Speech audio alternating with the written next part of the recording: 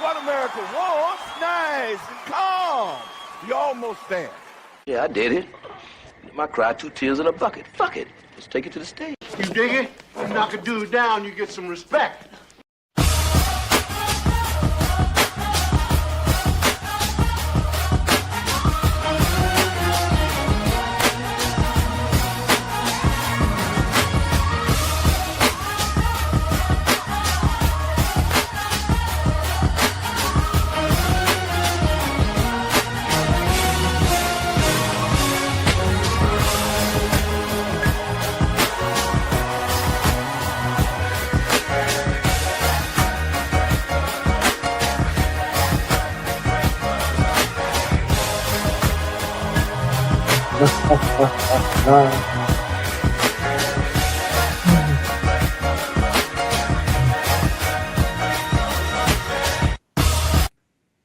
Hey, hello, happy Monday. Hey, listen, I'm not going to tell anybody what I was doing for the 3 or 4 minutes before we just went live, okay? You're not supposed to tell on yourself, but I was just talking to myself because I didn't hit the go live button. So thank goodness y'all didn't hear what I said before I hit the go live button for real. Anyway, listen, welcome to the Black Man Unfiltered Network. And like, share, subscribe to the channel. Hit that hype bell if you see the hype, hype this thing up. And, this is going to be a good conversation, I think. The topic of birthright citizenship is something that the average American probably never thinks about. And this is where people who hate Trump don't give him enough credit. Now, from the time he signed that executive order of trying to change birthright citizenship, everybody should have known that it was going to go straight to the courts, that executive order cannot change an amendment to the Constitution or change or reinterpret it, a constitutional amendment.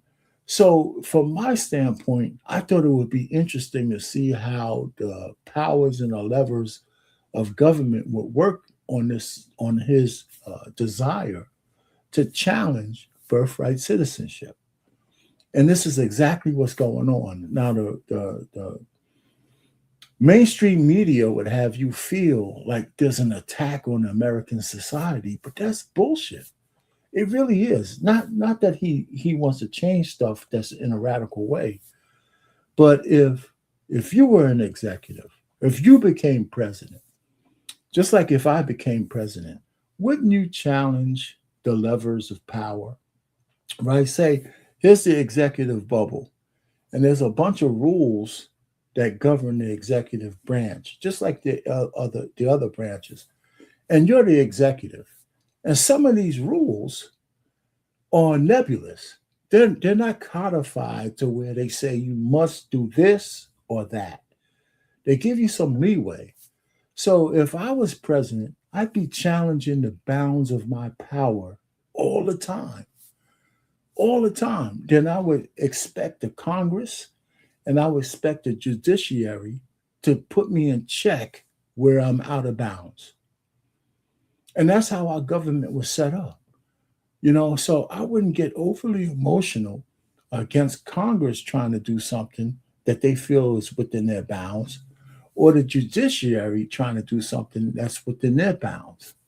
Okay, so as an executive, the things that I do to challenge my power is dependent on my imagination and how much the population likes or loathes me. If they like me, they're not going to challenge everything I try to do. But if you hate me like half the country does about Trump, then everything he tries to do, good or bad, they're going to challenge. So birthright citizenship is one of those things, okay, that he came out in the beginning and he said he wants to change that. Now, the philosophy of it, I can dig. But I got to be honest, even though I voted for Trump over the Kamala, I didn't think, I never really thought about birthright citizenship other than just accepting it as one of our basic tenets of being American. If you made it to America and one of your kids got born here, right? Okay, they made it. They made it to utopia. They made it to a place that God sanctioned as one of the best places in the entire world to live. The American experiment. I didn't have any problem with other people experiencing that. And I think most Americans didn't. Not the fact that we didn't think about other countries using that to their advantage, to take advantage of our system of government so they could try to destroy us from within. But, even with that, let's put the nefarious reasons aside. One of the things that, like I said, so this court case is going to be interesting on how it's going to play out with birthright citizenship. Anyway, so I got a couple of things I put together. This might not be a long stream, and you guys could put how you feel about it in the chat. You could join the show. Black Man Unfiltered dropped the link here. You got to put yourself on camera and all that kind of stuff, or else I can't let you up. And I got a bunch of stuff that I want to, not a bunch, but just a few things on birthright citizenship, and I think all of us are living today. I kind of believe that we don't have any problem with it, but we're finding out that people are taking advantage of us as a country because of birthright citizenship. All right, so here's a person talking about, look how people are struggling in Haiti and Africa. Okay, so what do you mean by that? I mean, is it Americans' job to ease their pain, to allow them to come here? And what do they have to offer us to make America better? Do you know what I'm saying? So it's not just people in destitute countries that should come here. It's people who are looking for something they don't get in the other country. But it's not for us to provide a welfare system to other people, right? We got enough of our own destitute that we have to handle as opposed to other people. So that's another thought when we talk about birthright citizenship, this utopia that people want to use us from. And I got a couple of clips that I put together that we can go through and talk about, and I'll stop and start them. And you guys can tell me, I got a little piece of the opening argument from the government on what they think. And so it's going to boil down to a couple of things, like what does it really mean to say things like, the issue of the subject to the jurisdiction thereof. And the other part is, lawful domicile. These are two kind of key words that kind of distinguish legal from illegal aliens and certain natures of how do you look at a person who's a resident here, who's actually domiciled, or a resident here who's under the jurisdiction of the United States, and those kind of things. So there's a lot of arguments there. And then here's the one thing that I think almost none of us, I never heard this until President Trump signed that executive order, and we're going to go through some of that in a second.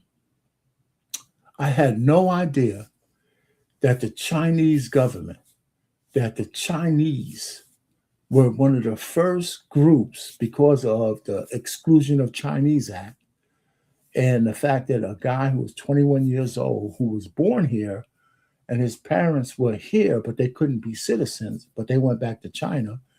He established himself back in China. He came back to America and said, I'm a citizen.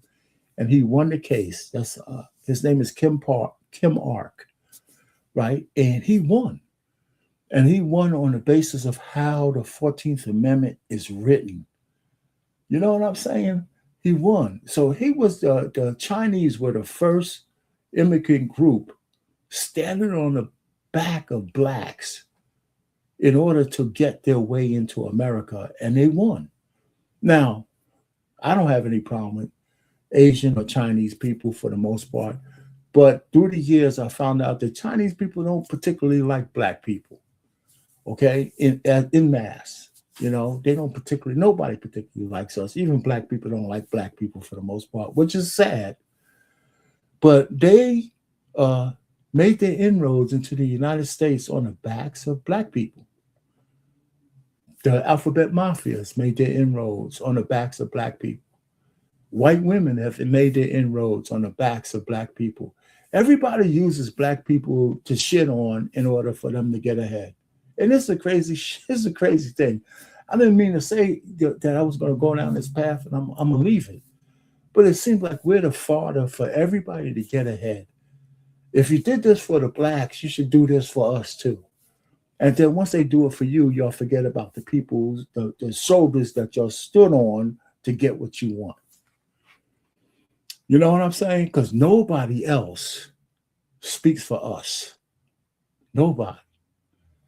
So I didn't know the Chinese became American citizens, destroyed the Exclusion of Chinese Act using the 14th Amendment, which was really written to give citizenship to the descendants of slaves. So it was a civics lesson. You learn something new because the president wanted to change some shit.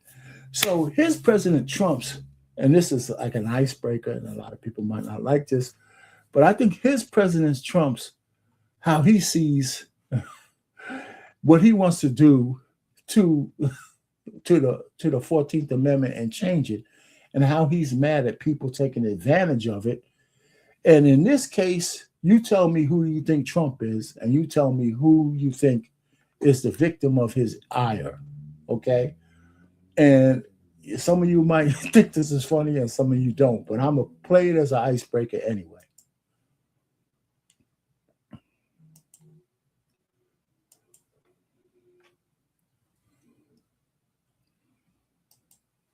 You out here in my barrel, man? Yeah. I know. You better get on somewhere. Yeah, you don't got to get my barrel like that, man. Unshut, man. What you yeah, man. No, Carlos, don't break this up. She knew what time it was. She knew what time it was.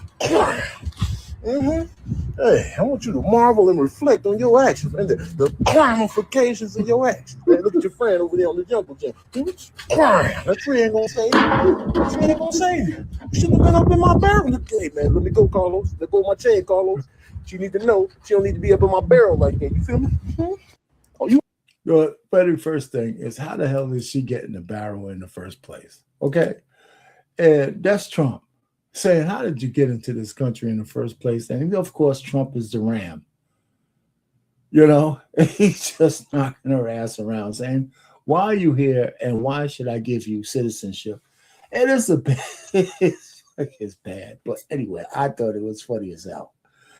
But anyhow, listen. Okay, so as we get started, some of you,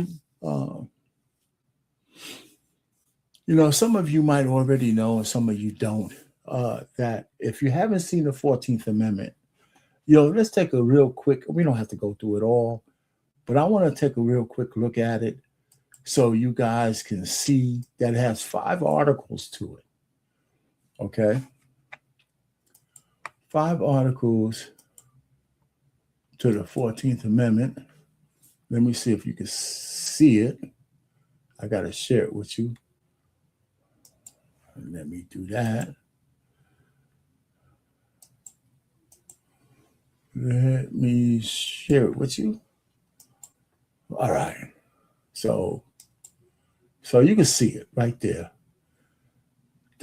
So there's 5 articles, and the first one is the one that is in most of the arguments are going to be handled in the first section of the 14th Amendment, which talks about a person born or naturalized in the United States and subject to the jurisdiction thereof are citizens of the United States and of the states within they reside. So not only are they talking about on a federal level as under the jurisdiction of the United States, but it also wants to cover, doesn't matter what state you were born in.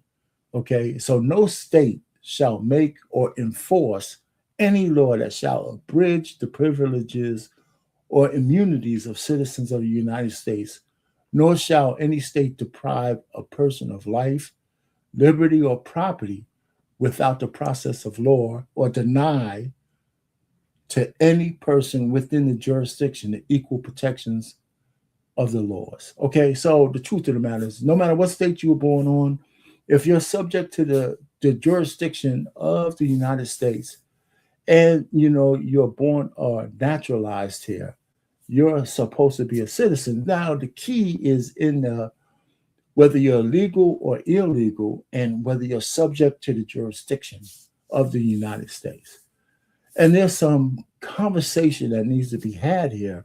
Now, nowhere in any of these articles, you can read them yourself, that they talk about being a slave or a descendant of slaves. Okay, especially not in this first part. And so, one of the things that I think about the founders of, hey, man, what's going on, man?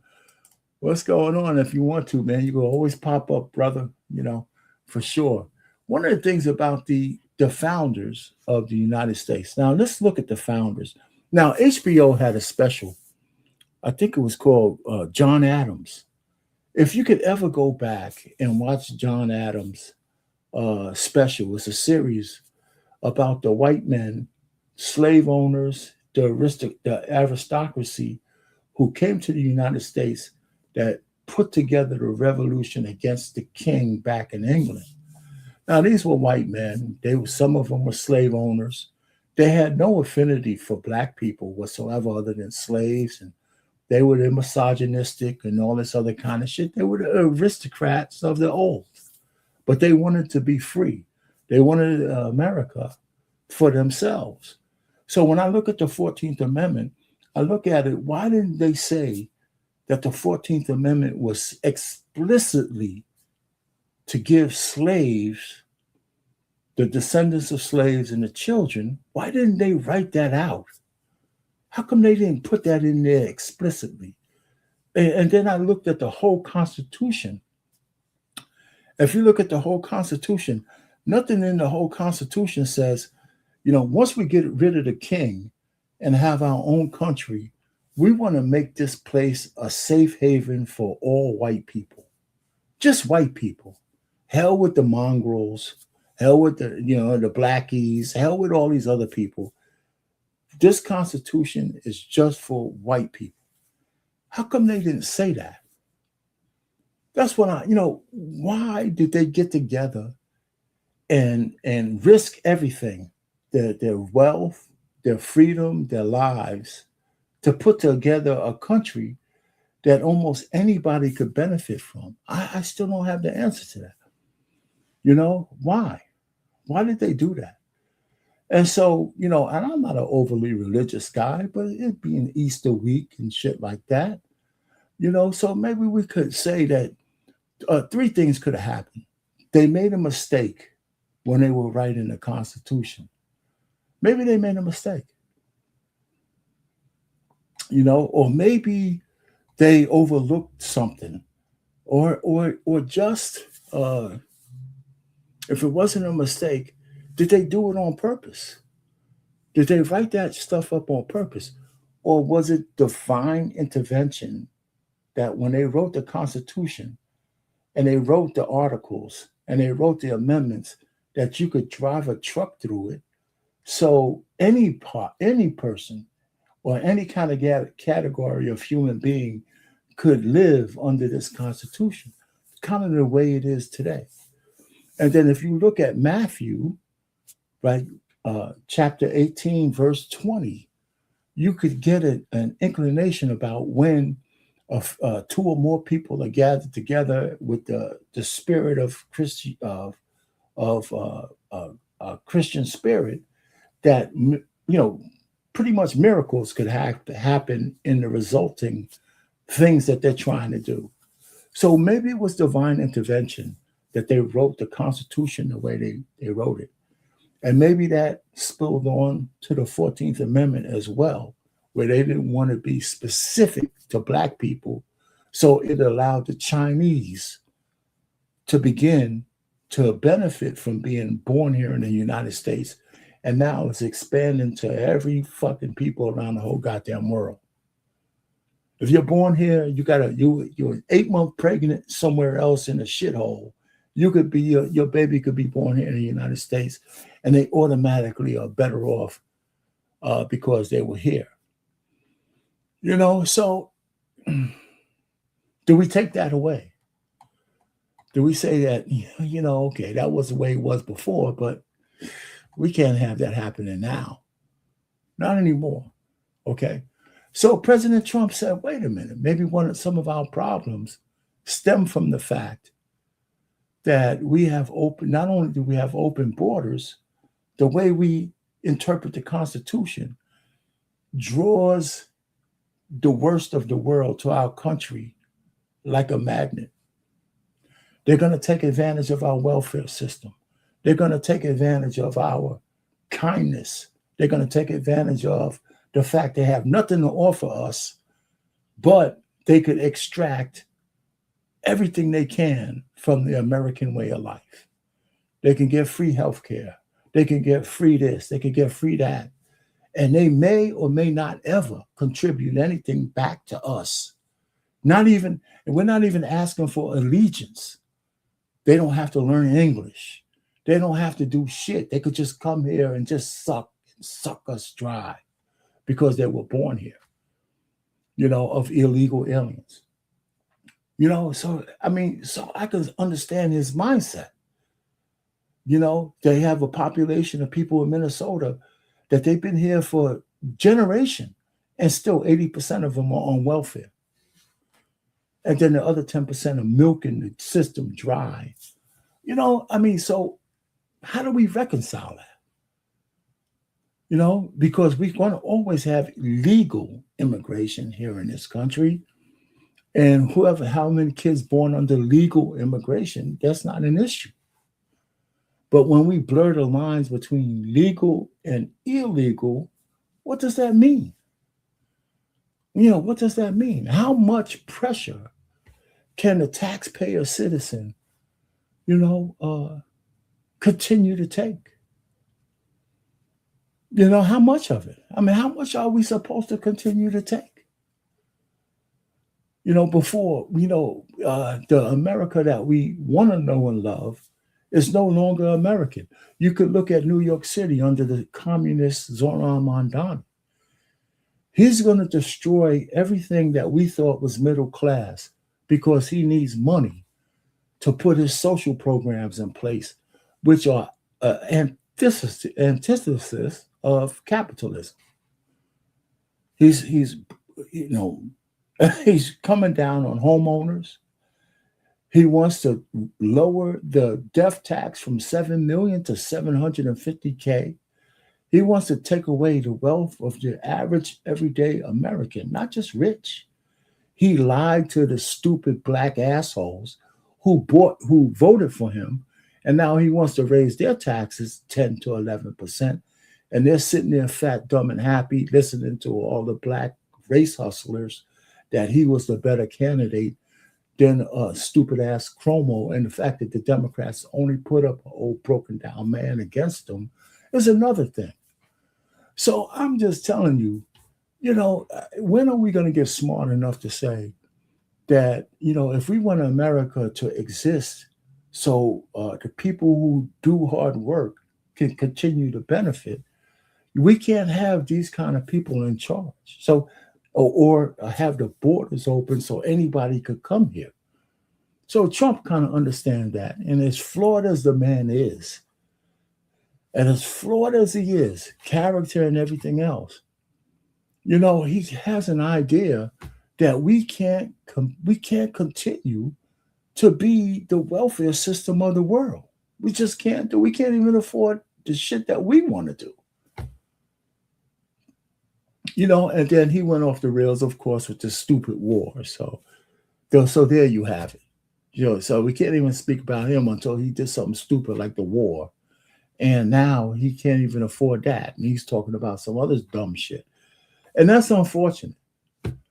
But up to that, because he promised he wouldn't do this, but he did it. So that's another story.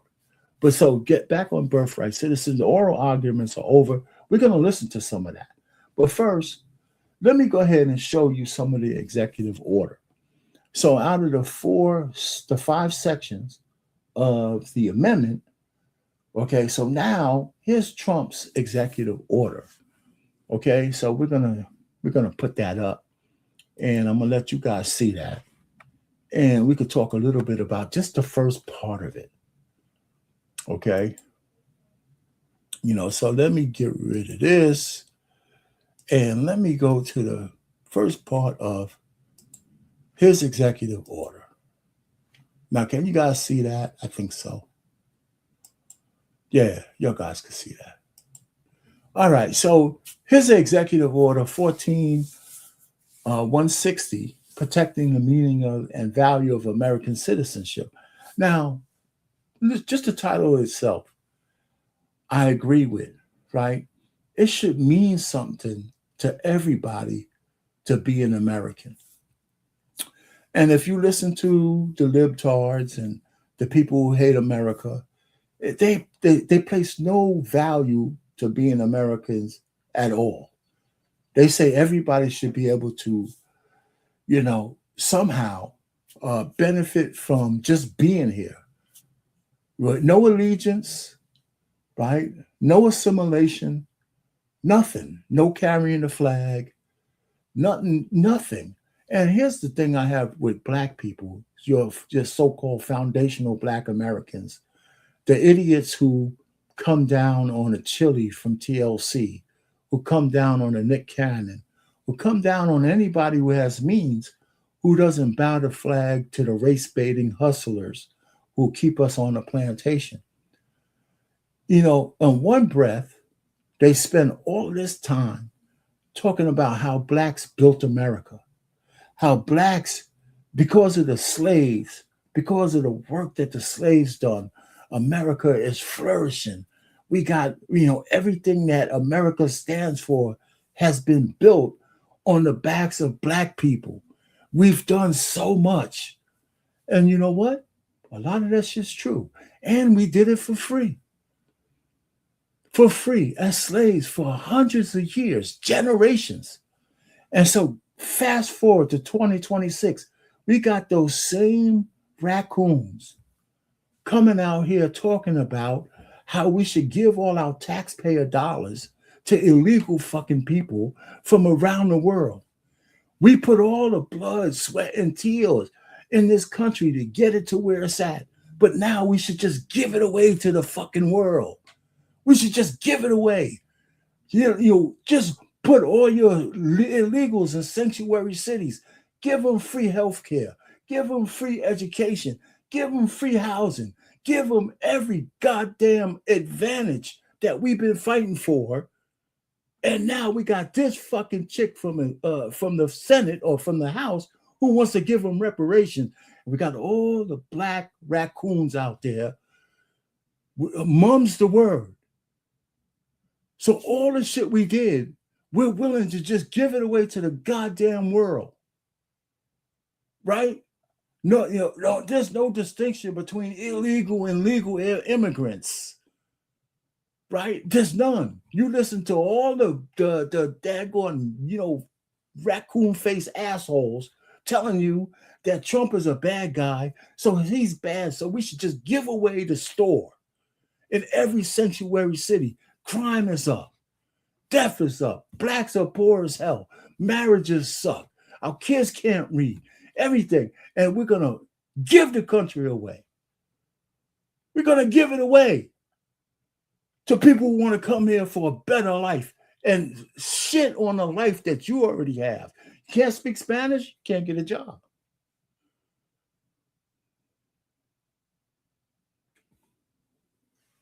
And so and then 92% of the Black women listening to that bullshit, and all the sycophanted Black men who still listen to all that shit. Nothing in the Democratic Party for you, but you want to give away the store to illegal immigrants.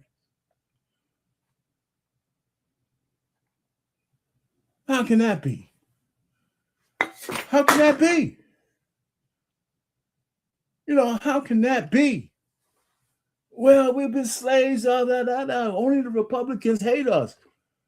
But the Democrats want to give away all your votes, all your power, all your stuff by opening the borders and just letting anybody take root in your country. So that's what this says. He's saying, wait a minute, we need to put a stop to that. We need to at least put some kind of something in there. So his purpose. The privilege of the United States citizenship is a priceless and profound gift. The 14th Amendment states, all persons born or naturalized in the United States and subject to the jurisdiction thereof are citizens of the United States and of the states where they're in, right? So every state.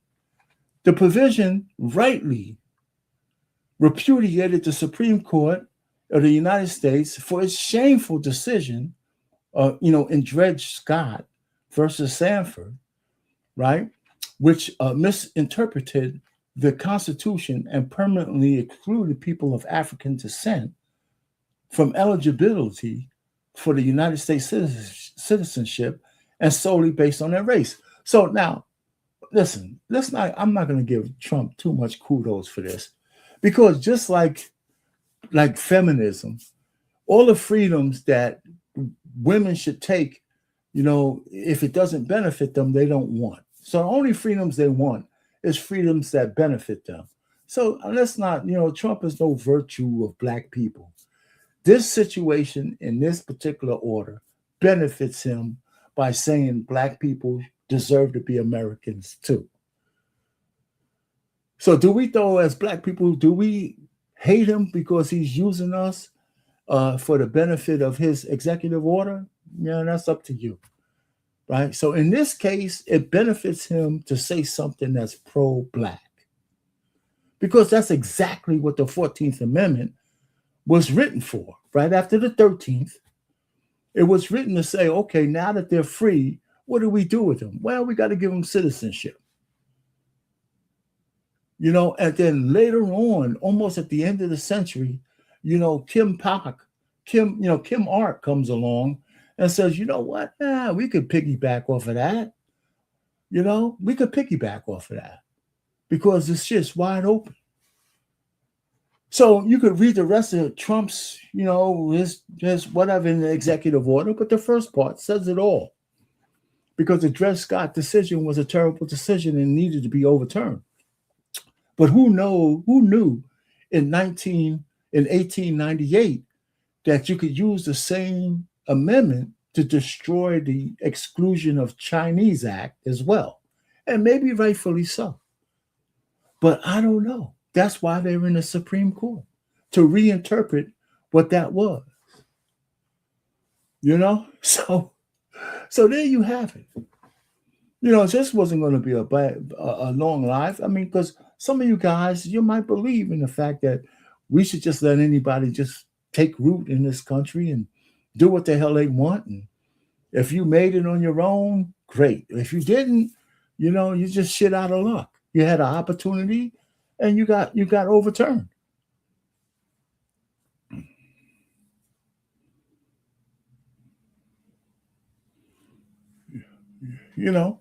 So anyway, so I have a string, like I said, this wasn't going to be a long live because I don't need to just keep ranting over this.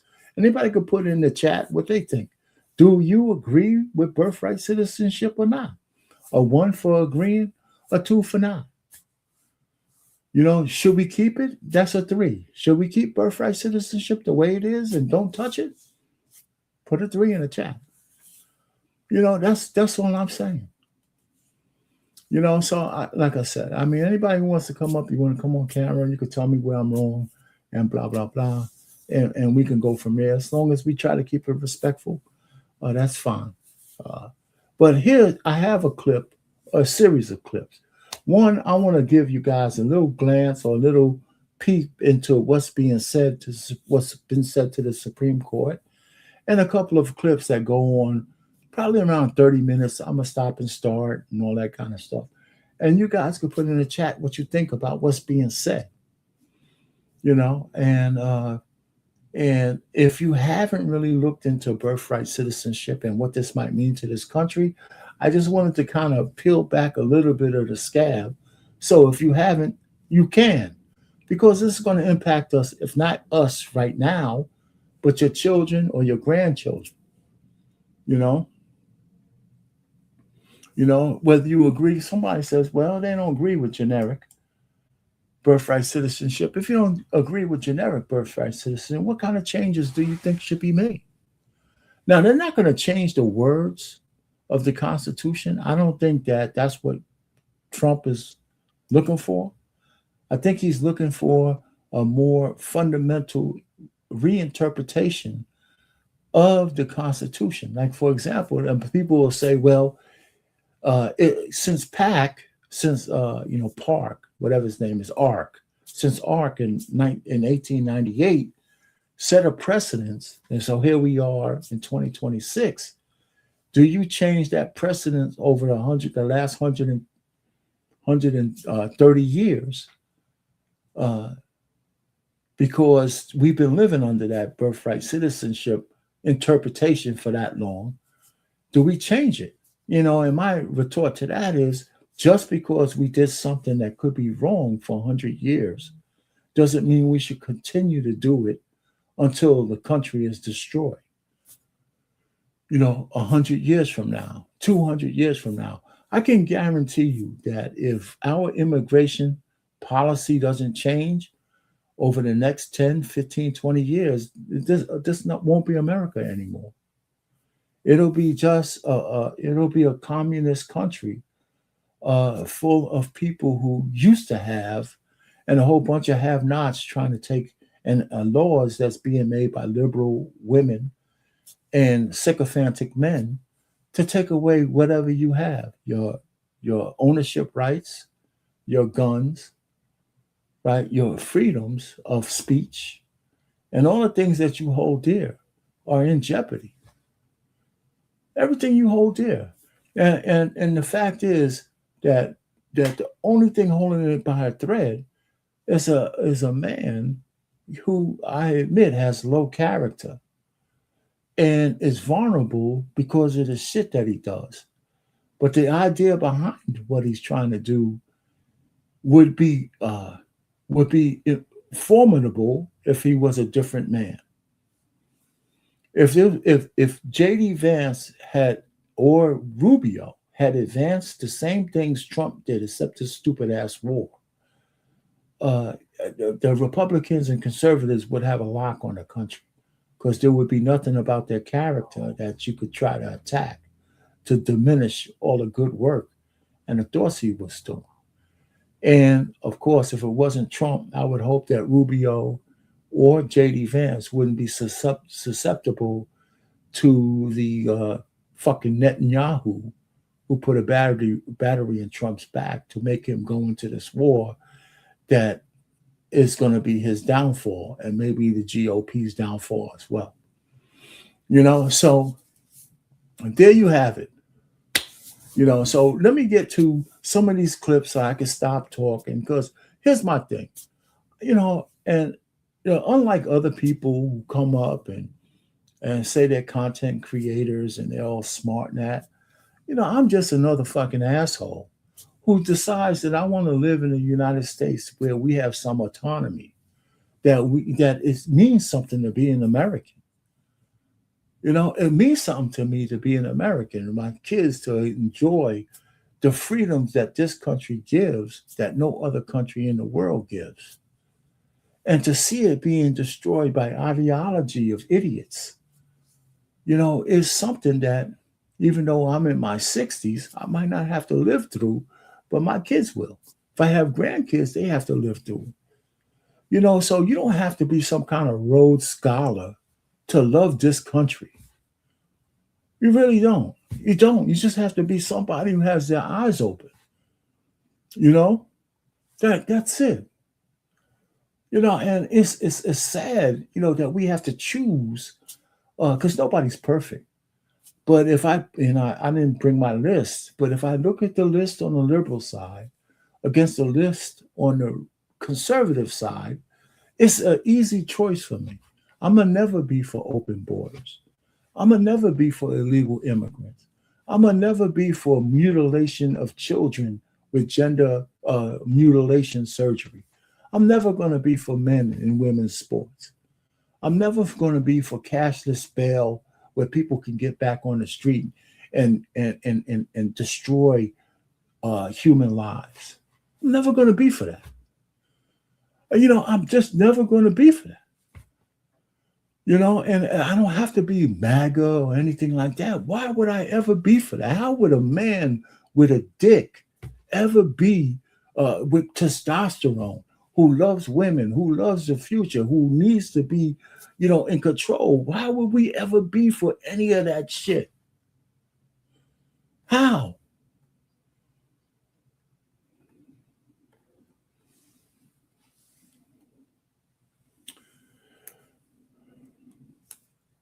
Oh man, let me take that down.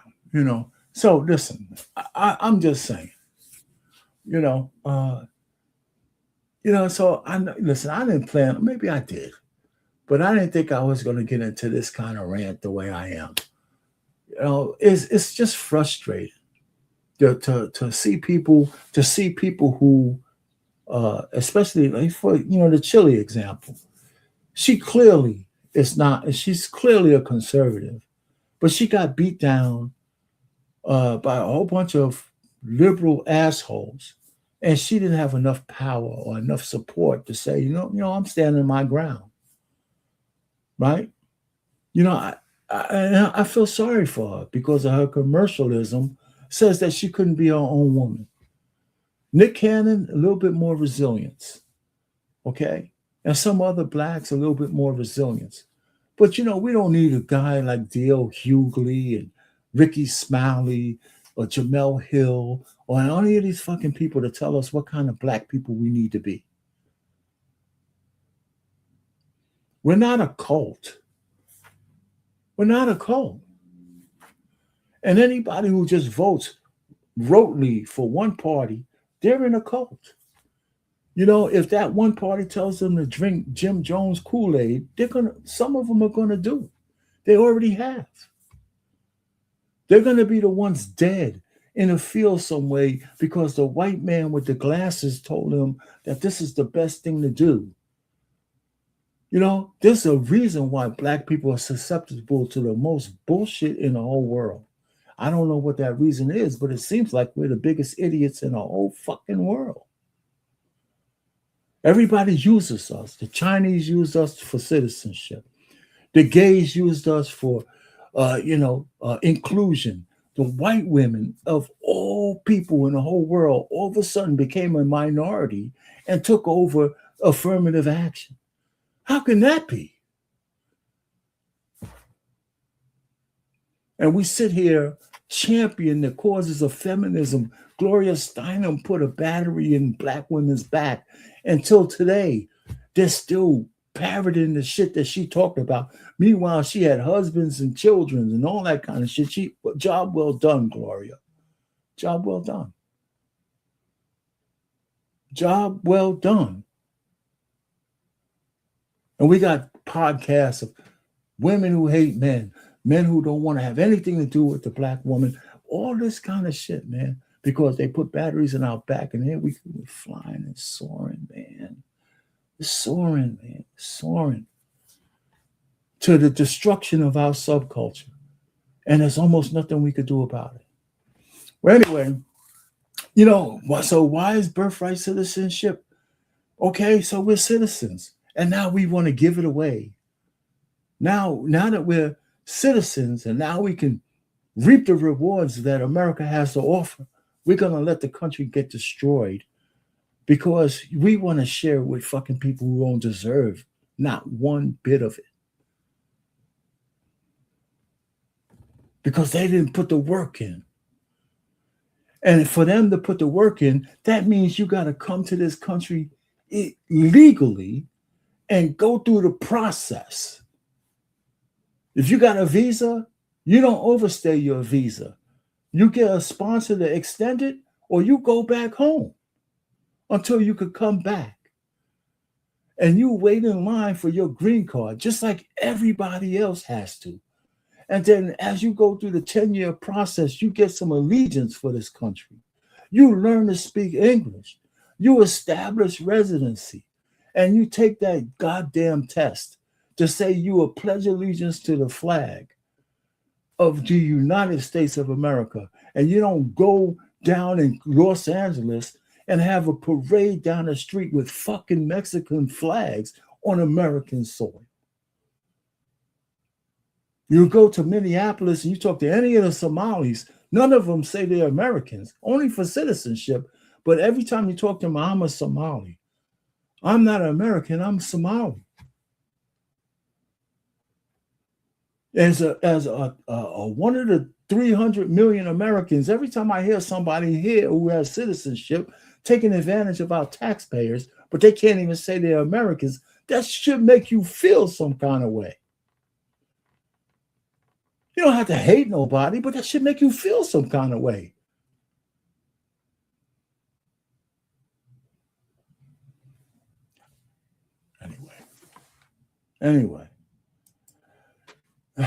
Anyway, so here's my thing. So here's some of the open arguments. I'm gonna play this so I can shut up. Hold on for a second.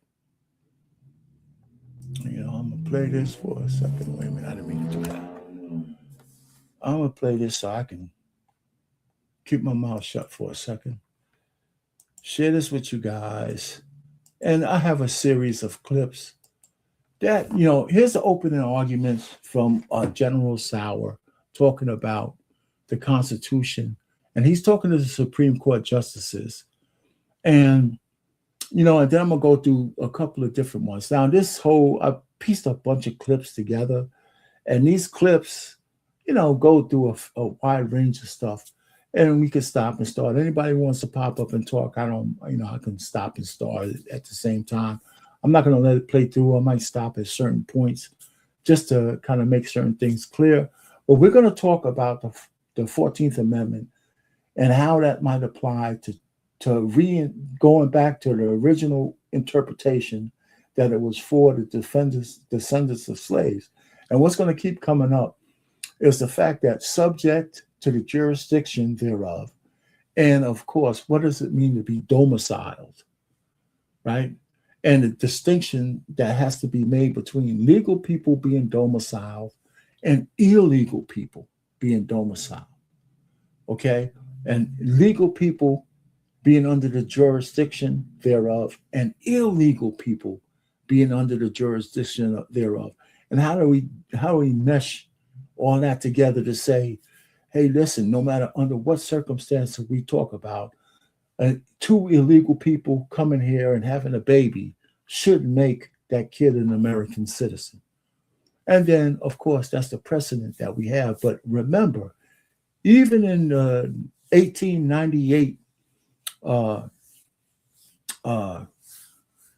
deal with Park, right? Ark, even with him, his parents were immigrants. They weren't American citizens, but both of them were here legally when he was born. So there's a distinction there. They were both here legally when he was born, right? So that was his end, kind of, right? So they weren't illegal. They were on the books. So he was on the books, and so let's kind of go from that to saying two parents here who are illegal. And let me also say this before I get started.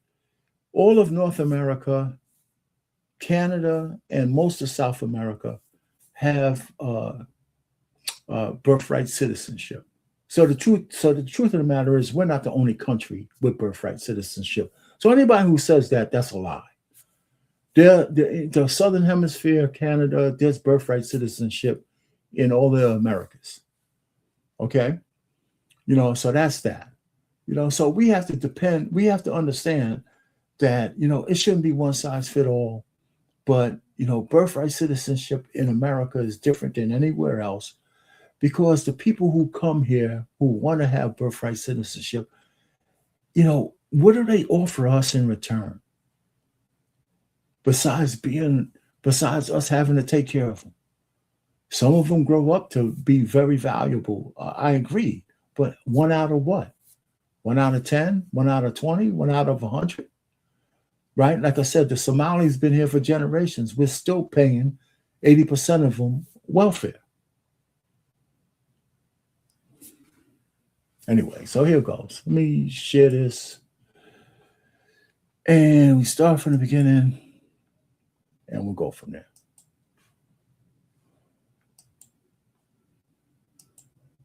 The children of temporary visitors are illegal aliens who have no such allegiance. This conclusion reflects the original public meaning of the clause. When Congress used the term "not subject to any foreign power" in the Civil Rights Act of 1866, it rejected the British conception of allegiance. Senator Trumbull explained that "subject to the jurisdiction thereof" in the clause means not owing allegiance to anybody else. And in 1884, this court recognized that "subject to the jurisdiction" means owing direct and immediate allegiance. The clause thus does not extend citizenship to the children of temporary visa holders or illegal aliens. Unlike the newly freed slaves, those visitors lack direct and immediate allegiance to the United States. For aliens, lawful domicile is the status that creates the requisite allegiance, and the text of the clause presupposes domicile.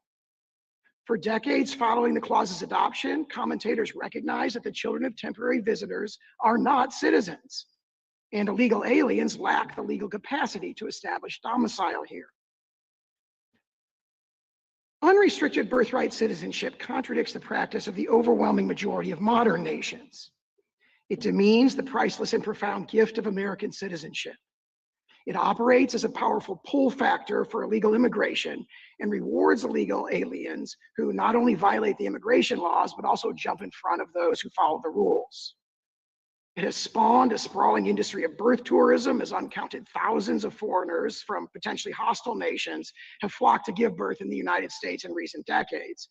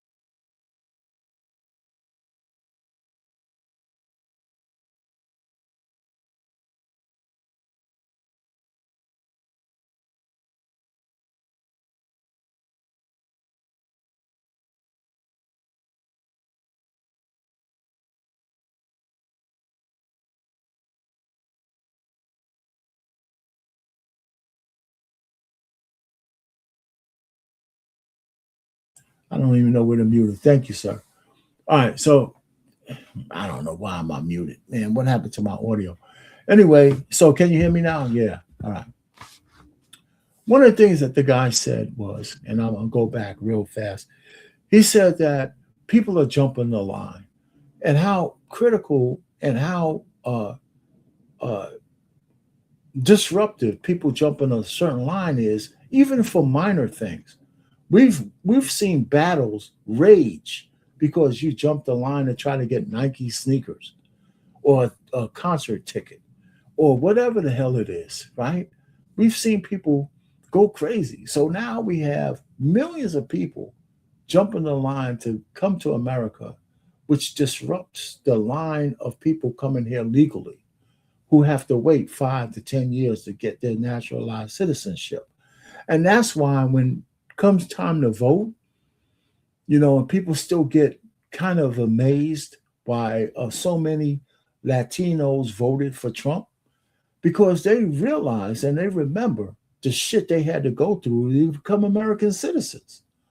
At some point, they don't really give a shit that you might be black or Hispanic or whatever the hell it is.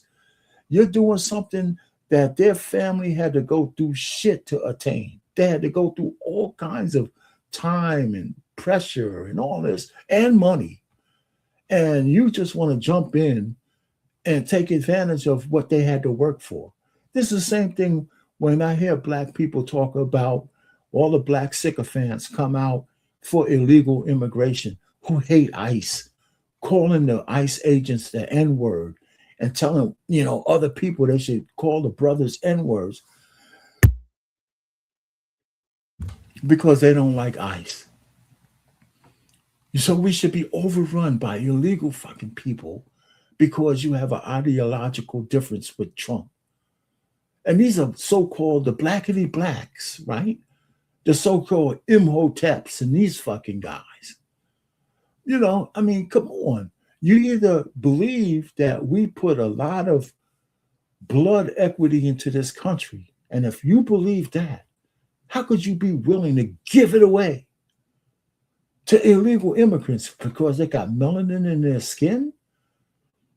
I hope that's not the case, because all the Somalis you know and love, they have a genocide going on back in their home country, and they're all black. They don't give a shit about the color of their people's skin. Are you a moose or are you a raccoon? That's all they care about. So, I'm just telling you, man, this whole skin color thing is just stupid because nobody honors that except black Americans. Anyway, let's go back to the oral arguments. If you're illegal and you're jumping the line, you piss people off. Creating a whole generation of American citizens abroad with no meaningful ties to the United States. I welcome the court's questions. General Sauer, before we get into the broader national issues, would you start with Dred Scott? Dred Scott was a case about state citizenship. It was a diversity case. And of course, we know what Chief Justice Taney did with that. How does the Citizenship Clause respond specifically to Dred Scott and answers or changes or corrects its answer as to citizenship? The other point is the Citizenship Clause refers not just to national citizenship, but also to state citizenship. Are we to have two different definitions for those? It's one word, citizens of the United States and citizens of the state wherein they reside. So as you begin, I'd like you to go back at the beginning and be more specific about the answer. And I want you to explain whether or not those two definitions are the same or related, and what state citizenship is based on. Thank you, Justice Thomas.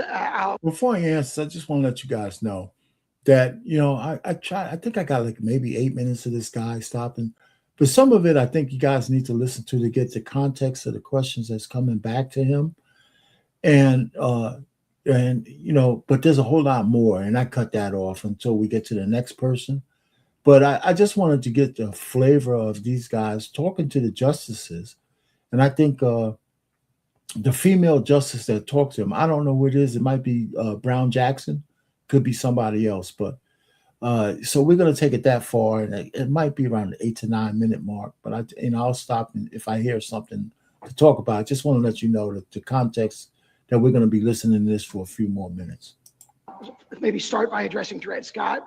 As you alluded to the fact, Dred Scott, imposed one of the worst injustices in the history of this court, and it led to the outbreak of the Civil War. It's very clear in this court, in all of its early cases interpreting the 14th Amendment, said the one pervading purpose, the main object of the Citizenship Clause is to overrule Dred Scott and establish the citizenship of the freed slaves. If you look at the debates in the congressional record and discussion surrounding the adoption of the Citizenship Clause, what you see is a very clear understanding that the newly freed slaves and their children have a relationship of domicile. They do not have a relationship to any foreign power. For example, there's a comment where he says, look, people have been here for 5 generations and clearly have no relationships to any foreign African potentate, or have a relationship of allegiance to the United States. And that reinforces our point that allegiance is what the word jurisdiction means. It doesn't mean regulatory jurisdiction or or sort of being subject, merely subject to the laws. They're talking and they're thinking about it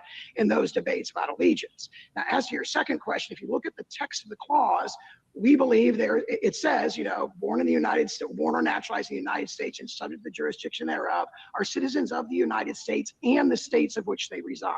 So there's a constitutional guarantee that applies to both federal or national and state citizenship. And the key point we make there is that that word reside, if you look at, for example, section 1473 of Justice Story's commentaries, was understood to mean domicile. So when they say subject to the jurisdiction, and then they go on to say you're a citizen of the United States and the state in which they reside, the very text of the clause itself presupposes that the citizen is domiciled in the United States. If they're present in a state at all, they reside there. Reside means domicile in the Constitution. And we think that strongly supports our interpretation. It's textual evidence of our domicile-based theory of jurisdiction. Well, starting with that theory, you obviously put a lot of weight on subject to the jurisdiction thereof. But the examples you give to support that strike me as very quirky. Children of ambassadors, children of enemies during a hostile invasion, children on warships. And then you expand it to the whole class of illegal aliens are here in the country. I'm not quite sure how you can get to that big group from such tiny and sort of idiosyncratic examples. There are those sort of narrow exceptions for ambassador of foreign public ships. Tribal lineage is an enormous one that they were very focused on in the debates as well. But what I do is I invite the court to look at the intervening step, which is the enactment of the Civil Rights Act of 1866. And there they didn't say subject to the jurisdiction thereof. There it says not subject to any foreign power. Now, if you go back to Blackstone and Calvin's case, they say it does not matter if you are subject to any foreign power. If you are born in the king's domains, you have this indefeasible duty of allegiance to the king at any time. So there's a clear repudiation in the Civil Rights Act. The Civil Rights Act is this breakwater, which makes it very, very clear that they are not thinking about allegiance in the terms of like the British common law. They've adopted the Republican conception of allegiance. So it's from not subject to any foreign power, and then the debates just a couple months later make it very clear that they're recodifying the same conception. They were dissatisfied with the potential ambiguity in the phrase Indians not taxed, and they adopted subject to the jurisdiction thereof. And one of the strongest statements of this is Senator Trumbull's statement that I quoted at the beginning, where he says, he's asked, what does that mean, subject to the jurisdiction thereof? And he says, it means not owing allegiance to anybody else. That is what it means. And this court picked up on that in Elk against Wilkins when it says it uses, completely subject to the political jurisdiction, not mere regulatory jurisdiction. So you see excuse me. So you see when they say subject to the jurisdiction, how important those phrases are, and how they argue these little points for different cases around that. And again, the media right now is putting out in the ether, right, that Trump's executive order doesn't have a chance. But you really can't tell until the justices deliberate in the back room after they heard all the arguments. So I wouldn't just count it out yet, but it's a good chance that it might not win, but not because the media is saying so. What do you do with Wong Kim Ark's quote of Daniel Webster, who said, independently of a residence, with intention to continue such residence, independently of any domiciliation, independently of the taking of any oath of allegiance or renouncing any former allegiance. It is well known that by the public law, a non-citizen, while he is here in the United States, owes obedience to this country's laws. Now, the examples that Wong Ark Kim used as exceptions are situations in which there was not temporary allegiance to the United States. The children of foreign diplomats whose only allegiance was to their foreign country, and or occupied territory residents, including those citizens in Maine who had been occupied by the British forces. The US had no control over them. And the whole theory of the Indian tribes was similar. The Indian tribes were analogized to foreign diplomats. So what do we do with that? I'd say two things. First, as the Indian tribes, we think that's a case that strongly supports us because, of course, by 1866 and 1868, there was strong understanding that the Indian tribes were subject to the United States' regulatory jurisdiction. But not the same way that temporary foreigners were, meaning there was a real debate going on whether the U.S. actually had jurisdiction over Indian tribes. That's why our cases, for the longest time, until that was finally settled, said, absent some act of Congress, our laws don't apply. U.S. laws don't apply to Indians on Indian lands, correct? I believe you look at the Rogers decision, for example, that we cite in our brief, where they say that they are subject to the That's later. I'm talking at the time. Yes, at the time. So as to 1817. So what do you do during the debates of the 1866 Civil Rights Act and of the 14th Amendment, with the entire discussion of the people who opposed the amendment, who kept saying, we can't pass it because we're making citizens of gypsies who have no allegiance to anybody, and we're going to make citizens of Chinese people who can't be citizens because we're not going to permit them to be citizens. What do we do with those debates and the fact that the proponents of both acts said everyone who's born in the U.S. will be citizens? First, as that particular exchange, page 2890 of the congressional record from 1866, Senator Cowan gives this virulently racist statement where he says that. And what does he say right at the beginning of that sort of offensive speech? He says, we can't have children of gypsies, children of Chinese immigrants. We can't have them become citizens. And he says, quote, have they any more rights than a sojourner in the United States? So he's trying to persuade the Republicans to his view by appealing to a common understanding that sojourners do not have children who become citizens. So there's powerful evidence there that everybody understood this to, not sweep in the temporary sojourner. And that's why you see for 40, 50 years, you see every commentator who addresses the specific question of temporary presence saying it's not covered by the clause, including for decades after Wong Kim Ark. Supreme Court of the United States here. All right, so that was a good exchange there. And the point really is, I think she asked some good questions. As far as the American Indians, even though they had a whole bunch of treaties and stuff with America, there was no treaty that the American government actually honored at all. And so whether they liked it or not, the Indians absolutely were, when they were a conquered people, under the jurisdiction of the United States, whether they liked it or not. So, we all seen enough movies and read enough history to know how that story ended. And it's still going on today. So the point is that they didn't get into that, but there was no laws that were put in place that America and the people who were taking over the land of manifest destiny actually, adhered to. And on the surface, they might have said yes, but anytime they wanted to do whatever they wanted to Indians and on their land, they did. It's as simple as that. So the thing about gypsies, we don't never really talk about gypsies and stuff like that in America, but I know where she was coming from. And I don't think I really grasped his answer enough. Now, here's another lady that we're going to talk about. And of course, she has her opinion of how it's just cut and dry, that the way the Constitution is written is enough. No further interpretation required. Of course, you tell me what you think her political leanings are, but she's not hysterical about the way she's going about it. I don't know. I don't agree with her right off the surface, but she has some points she wants to give to you, and side shots not required. But I don't know why they gave them.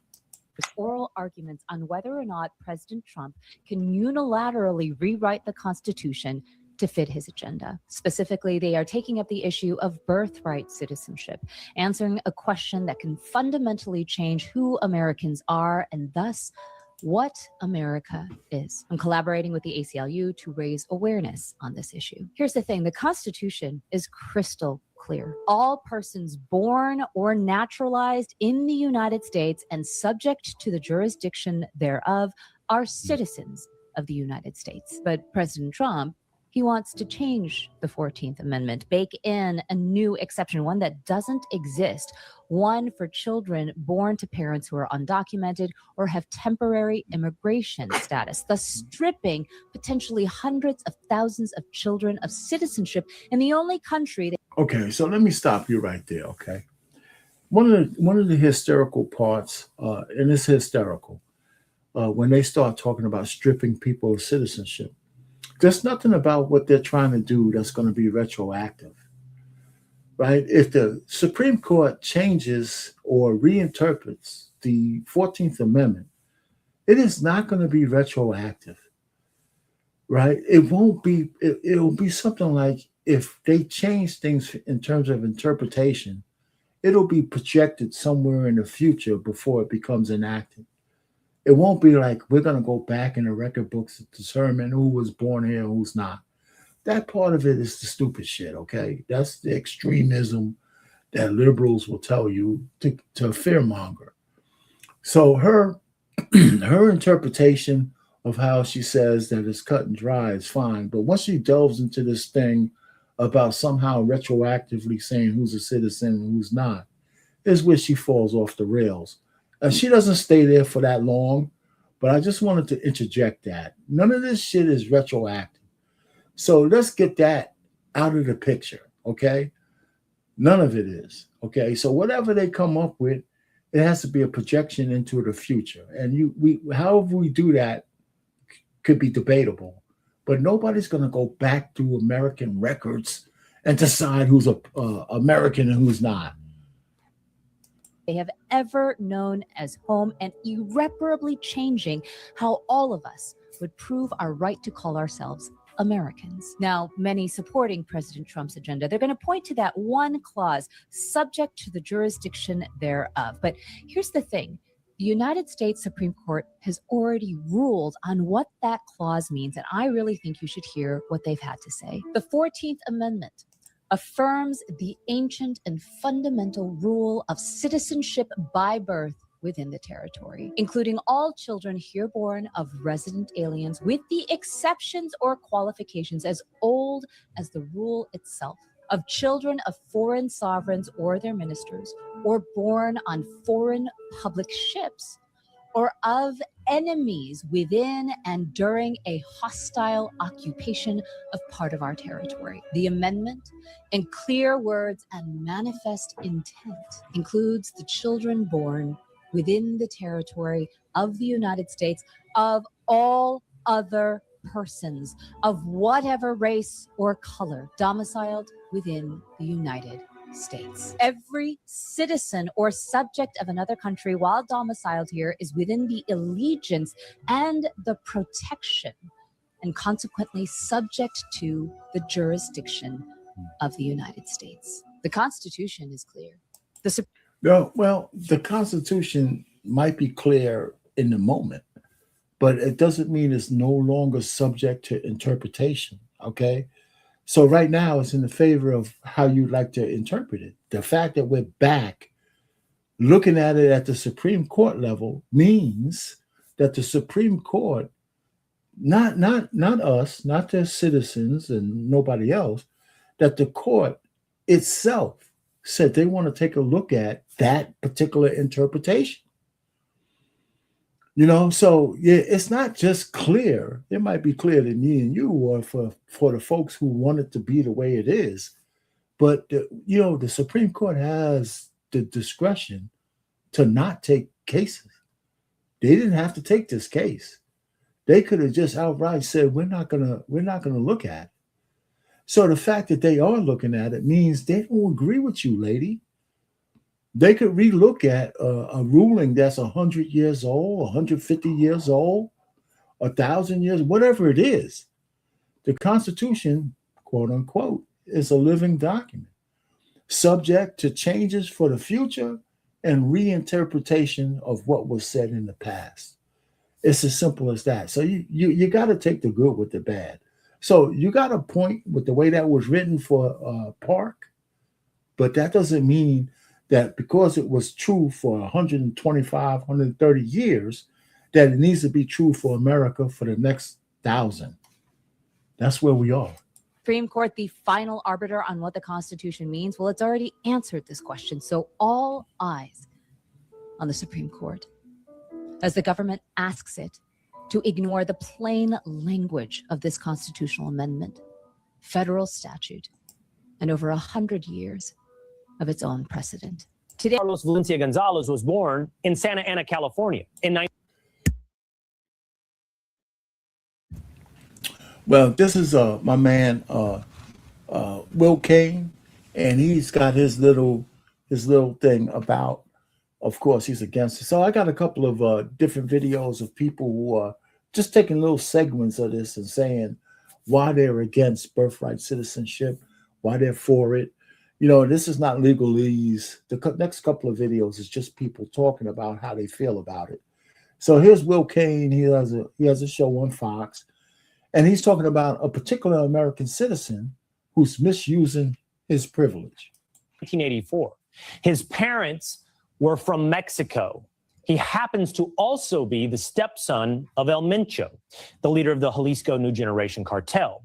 And now he is reportedly leading that very same cartel. And here's the thing. He is a United States citizen by birth. And it doesn't stop there.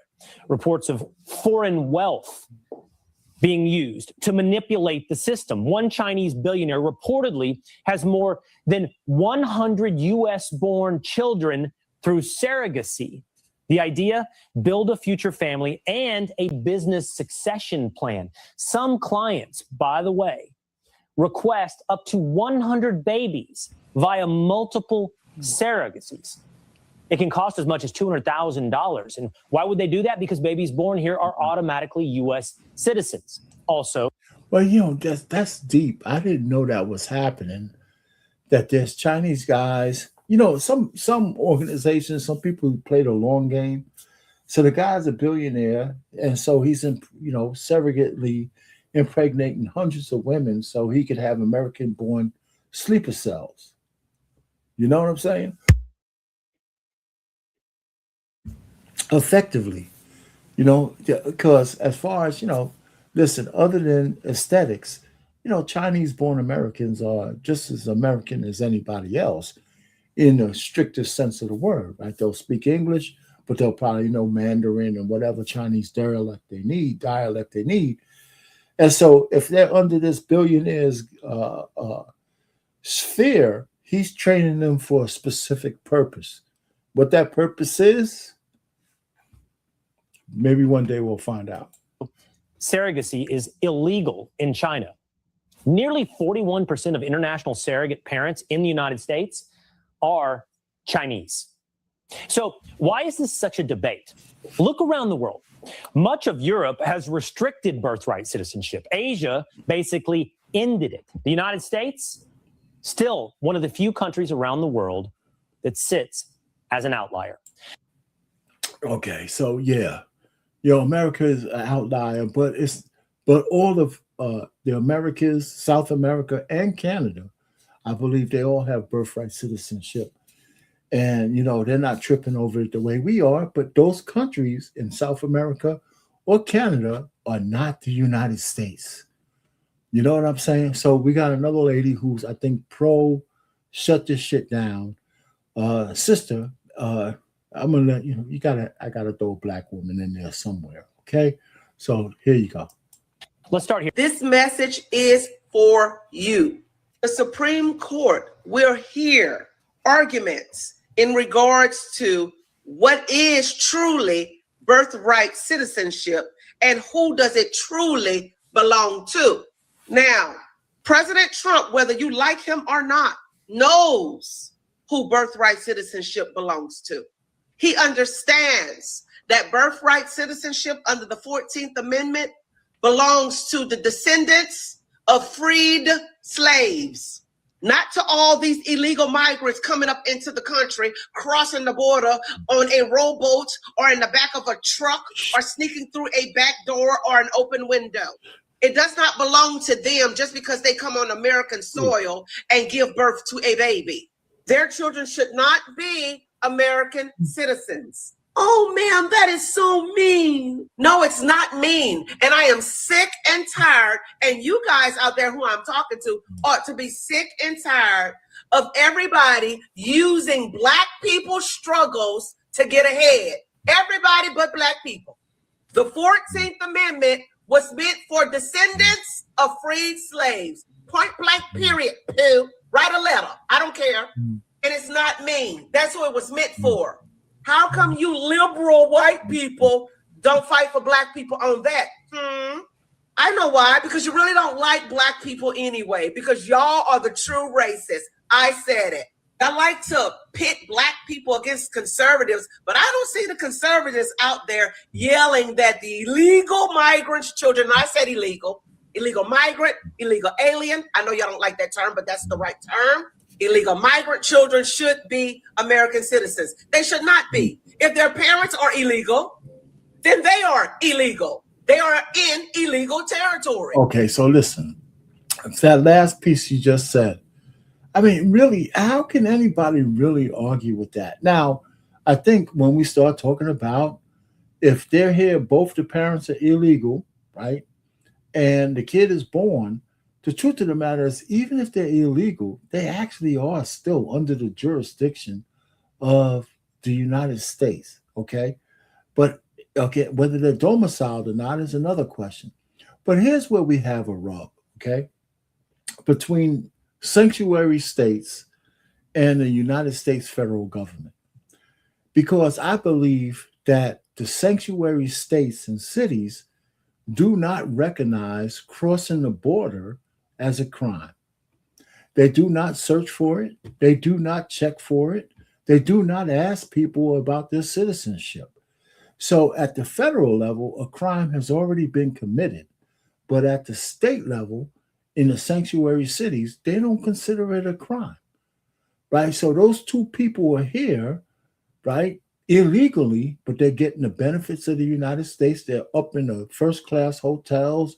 They got the $5,000 on the EBT card. Their kids taking up classroom seats in the poorest neighborhoods. You know, they're doing all that stuff. They're taking over community centers. They're doing all this stuff for illegals. That's why Chicago is broke, because the traitorous mayor has shit in the face of all his Black constituents. Same thing with, Wu up in Boston. Same thing with the guy up in Colorado. No matter where there's a sanctuary city, the Black people in those places have been shit on. Okay, because of this distinction that sanctuary cities don't recognize crossing the border as a crime. The federals do, but they don't recognize those detainers. So therein lies the rub. Because at the federal level, a crime has already been committed, so they would have kicked those people out, or if they could catch them. That's where we have a problem. And those kids would not be considered an American citizen. Right. Anyway, so here we go. Notice it's only liberal judges out there blocking President Trump's executive order on birthright citizenship. Notice that the dumb mayor in Chicago, Brandon Johnson's, whatever his name is, loves to say, my people were slaves. My people were slaves. But yet does everything in his power to fight for the illegal migrant and for them to have their children in the United States of America. Notice that all the liberal cities and states around this nation fight for the illegal migrant and their children more than they fight for the Black American who descendants were slaves, but yet they claim they love you so much. Yeah, right. So here's one of my problems when I see Black women talk about these things that they don't like. She might, I don't know about her, but the chances are 92% of them might say all this shit, but they're going to go right in the booth and vote liberal Democrat, no matter what.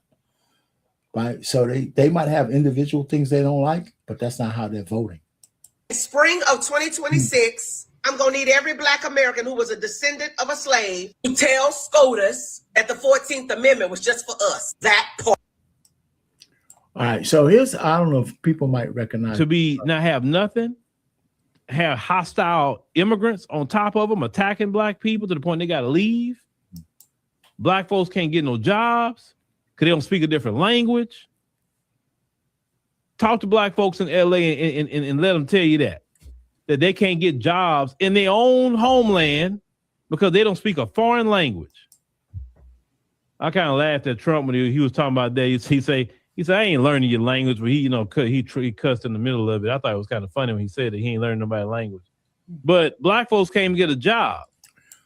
Here's the problem with it. Here's where I just differ with this guy. It's true that a lot of the Hispanics who come over here, they're bilingual. There's no way that I'm going to belittle people or any people who are multilingual because they could use it to their advantage.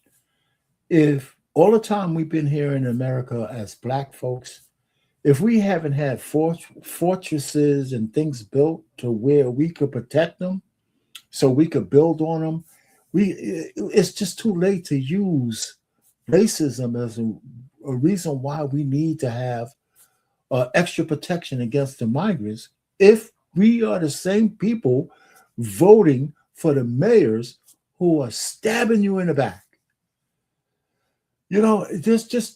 Karen Bass, Mayor Wu, Brandon Johnson, Zoran Mondami, all of these guys, black people voted for them.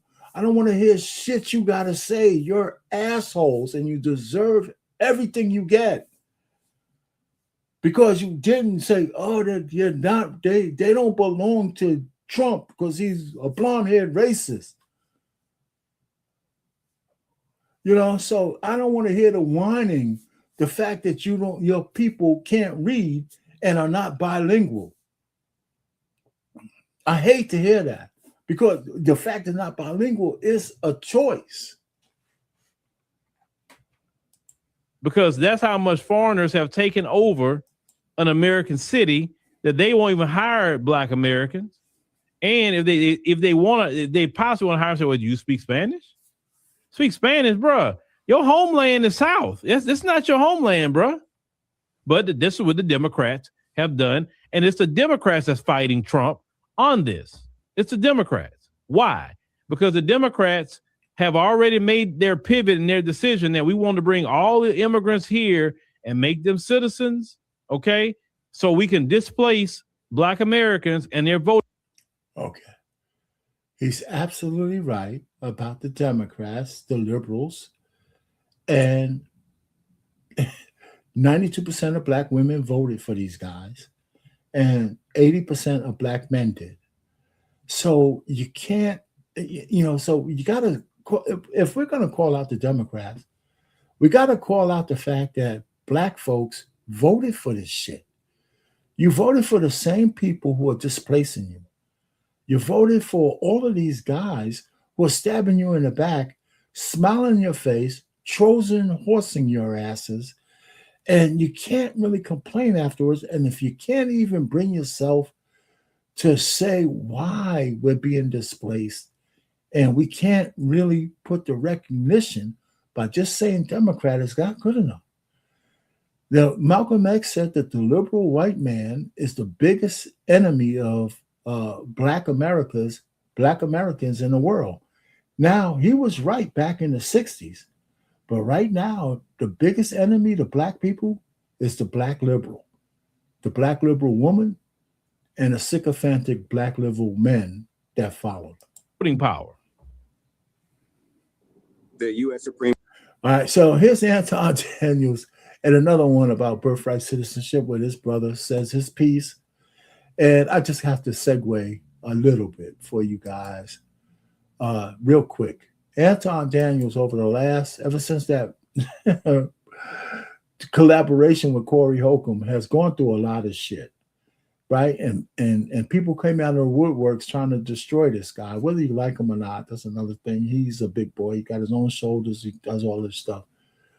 Then he lands a presentation or a collaboration or a conversation with Stephen A. Smith. And you kind of notice a lot of that stuff is dying away because whatever they tried to do to destroy this man didn't work. Didn't work because that conversation with Stephen A. Smith was a game changer for him. Anyway, so that's a segue. And so here we go, another brother talking about birthright citizenship. I got one more little piece to this thing, and then we can wrap this up with another person. So this is a good one. And the guy who comes after him. Court will hear oral arguments on birthright citizenship. And I know a lot of you illegal, legal, and naturalized aliens are biting y'all motherfucking nails today. And I understand y'all gonna come out in droves because y'all feel like this impacts y'all. Y'all are only concerned about the 14th Amendment, but y'all don't understand how numerology works. 13 comes before 14, so the 13 tells you who the 14 is for, but you missed that part of history. Anyway, moving on beyond that, but I just can't, I just don't get it. People feel like, oh, I was born here, I'm an American, this and that and the third. You know, we're supposed to be higher than the animal kingdom as humans, right? Some of us, right? But we're supposed to be higher than the animal kingdom. I'm from Kansas City, Missouri, and I've been going to the zoo for many, many years. One of the things that we have at our zoo is called the African exhibit, and we have like this polar bear exhibit. And, you know, the only thing that I've never seen, we even have Australia exhibit. And the one thing I've never seen, although kangaroos are born inside of zoos in Kansas City, polar bears are too, those polar bears still think that they polar bears.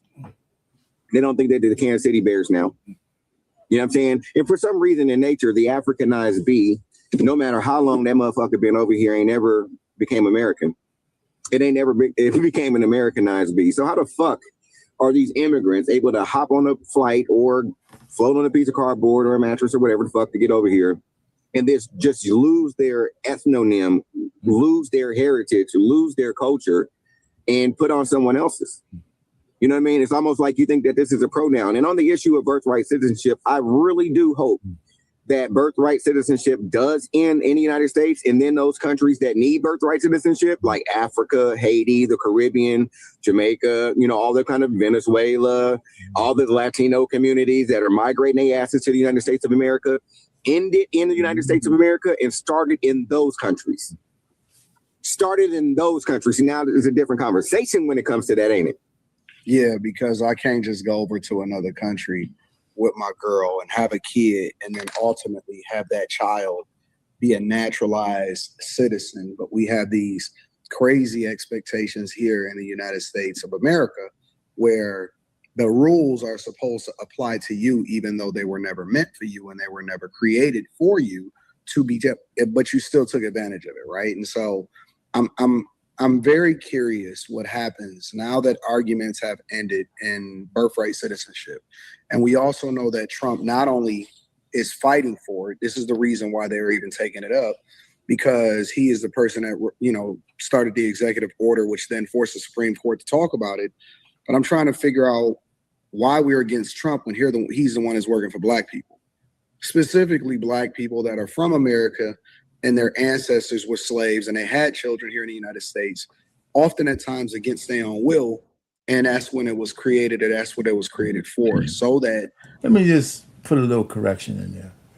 Trump is not necessarily fighting for Black people with his interpretation of the 14th Amendment that it was for slaves.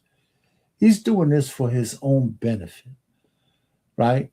On the backs of Black people, just like everybody else has gotten and used Black people for their own benefit.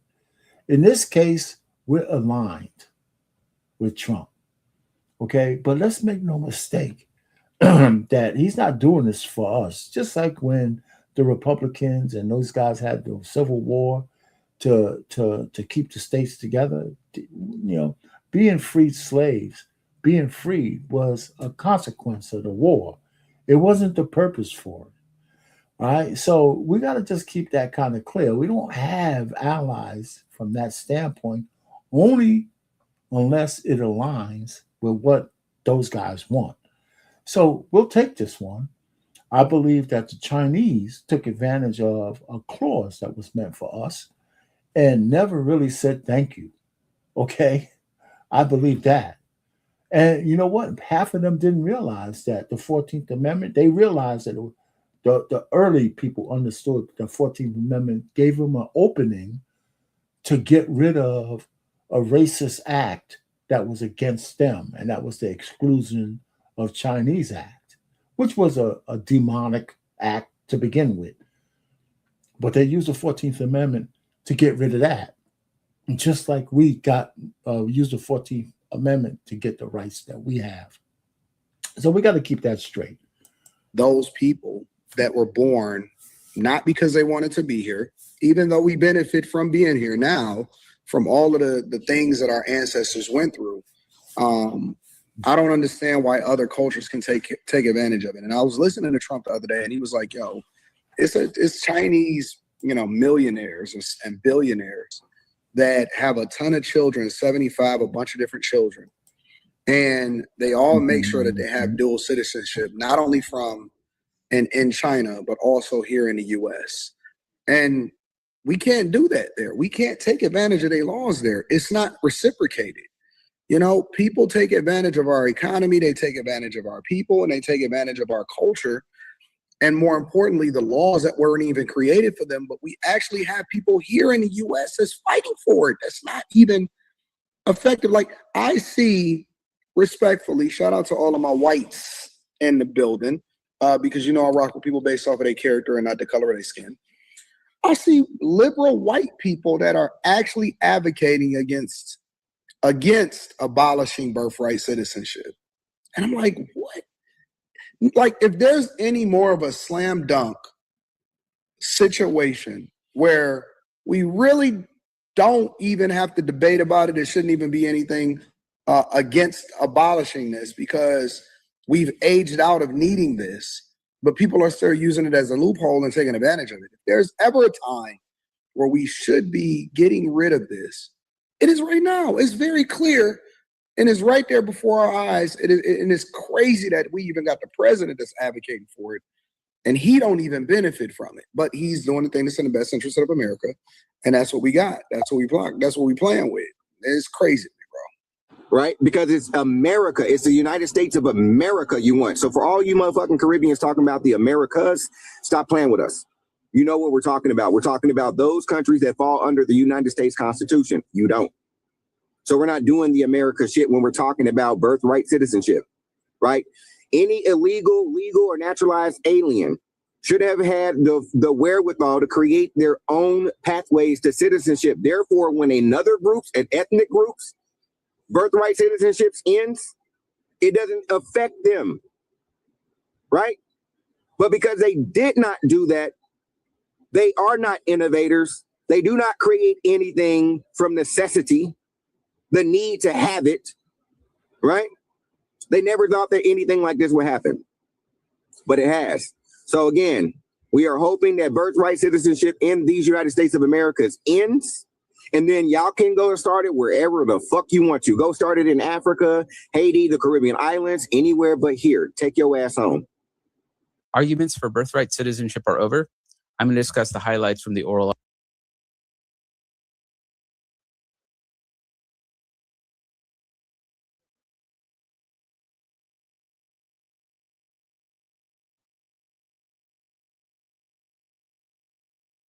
arguments. So at the crux of the government's argument is this idea that within Juan Kim Ark, this old 1980s case that established birthright citizenship as interpreted from the 14th Amendment, is this hidden requirement for individuals to be domiciled in the United States. I'm sorry for the whatchamacallit. Yeah, I just said this guy's soy boy over here. Yeah, he's pretty good. So we're gonna go ahead and start from the beginning again. And he's got a good kind of points. I don't necessarily disagree with him, but it's the kind of thing that could win for the left wing. Thanks for the heads up. I'm going to discuss the highlights from the oral arguments. So at the crux of the government's argument is this idea that within Juan Kim Ark, this old 1980s case that established birthright citizenship as interpreted from the 14th Amendment, is this hidden requirement for individuals to be domiciled in the United States. That definition of domiciled, they basically come up with using very old English common law, maybe from what was understood at the time. One of the justices even mentioned, like, some of your citations are coming straight up from Roman law. These are long, very old citations. In any case, the way the government defines domicile is somebody is lawfully present in the United States and has intent to remain there permanently. Now, it's a bit of a formula that they're coming up with because really they are stretching this. Step one, you must be domiciled in the United States, and this has to be the parents. Again, lawfully present, intent to stay forever. That's domiciled. If you're domiciled, that means that you owe allegiance to the United States. Allegiance is back and forth. It means that you will do what the U.S. says and the U.S. will protect you. And they get allegiance from Elks versus Wilkins, where that is mentioned. Allegiance to the United States is the reason that Native Americans did not receive birthright citizenship. It's because their allegiance was to their tribal group. Also, Juan Kim Ark has some examples of other situations where there is no allegiance, such as the sons of foreign diplomats or the children of an invading army. There's very limited. But listen, he's being narrow with what he says allegiance, especially in modern day. A lot of people are here as legal or otherwise, but illegally. They have no allegiance to the United States. The Somalis have no allegiance to our country. There's a lot of Israelis who have dual citizenship, have really no allegiance to the United States. Their allegiance is to their home country. So let's not act like it's one of these kind of simple things where when you use the word allegiance, it means different things to me. There's layers to it. But there's millions, unfortunately, because of our immigration strategy, there's millions of people who have absolutely no allegiance to this country, even though they're benefiting from whatever fruits we have left to supply. And therein lies the rub. So you could put your fingers together and keep it like it's just simple, narrow, but that's bullshit. There's millions of people who have no allegiance to us whatsoever across the diaspora. And that's a problem. Circumstances where we don't have allegiance. But if you are domiciled, you are automatically showing allegiance. And if you that's not true. It's not true. You could say you're domiciled and you're showing allegiance by being domiciled. That's just not true. You might try to interpret it that way, but it's not true. It's not. Have allegiance, then that means that you are under their jurisdiction.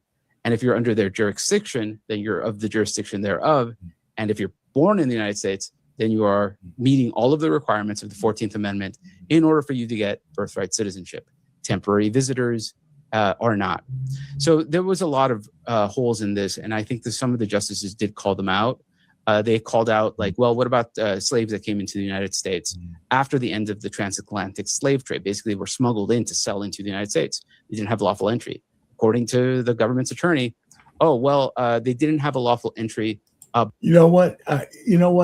This is the worst possible outcome, that the Supreme Court will throw this shit back to these shiftless,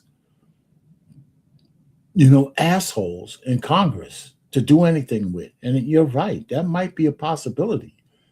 And it might be a way of passing the buck, because there's no way in hell that the Congress is going to do anything that can get, codified in the House or the Senate to go up to the president, and Trump won't be in office by then at all, to get codified as an amendment to the to the 14th Amendment. There's just no way. I mean, we can't even goddamn keep the government open over something that's funding the most fundamental agency that we put up after they brought down the trade centers.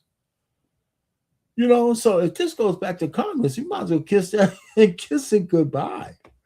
Kiss it good. And you're absolutely right. This could be the possibility that SCOTUS hands this shit off. And Mr. ADHD president is going to try to make this, he's going to try to fight a war, which he's upside down in now, because he came out saying all this shit that's not true. And then he's going to be champion trying to get this thing through Congress. Forget about it. Just forget about it. You know what? But this is a good point. This is a very, very good point. Oh, man. Jeez. But they were lawfully present because they were slaves. The next thing he kind of mentioned was, there's 500 scam artists in China trying to sneak people in for birth in the United States. Chief Justice John Roberts said that has no bearing on this case. Well, listen, you know what? And this, I listened to the Soy Boy. And, the fact that there is a conspiracy that they can prove that there's 500 businesses or so spending billions of dollars building their own sleeper cells of impregnated women in the United States for whatever purpose, that has no bearing on the fact that of birthright citizenship is, if John Roberts, who is a conservative, by the way, and there's probably some reason why, okay, so a couple of people are gaming the system, but that's not why we should change the law. Is that what he's saying?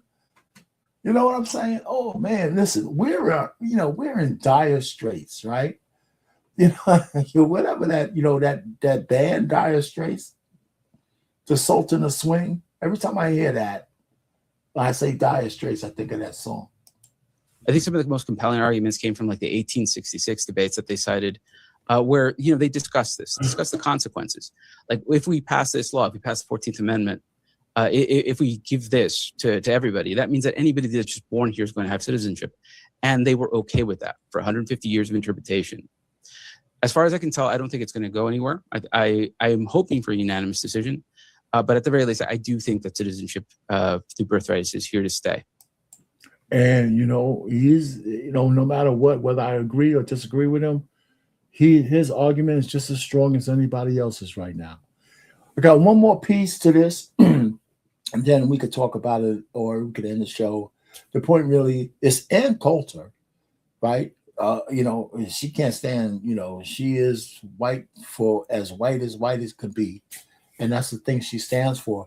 But she has some cogent thoughts on this whole situation. And of course, you know what side she's on. But she's the last one. So there's a few minutes here. So bear with what she has to say. It's a couple of segments to that. Let's rock and roll.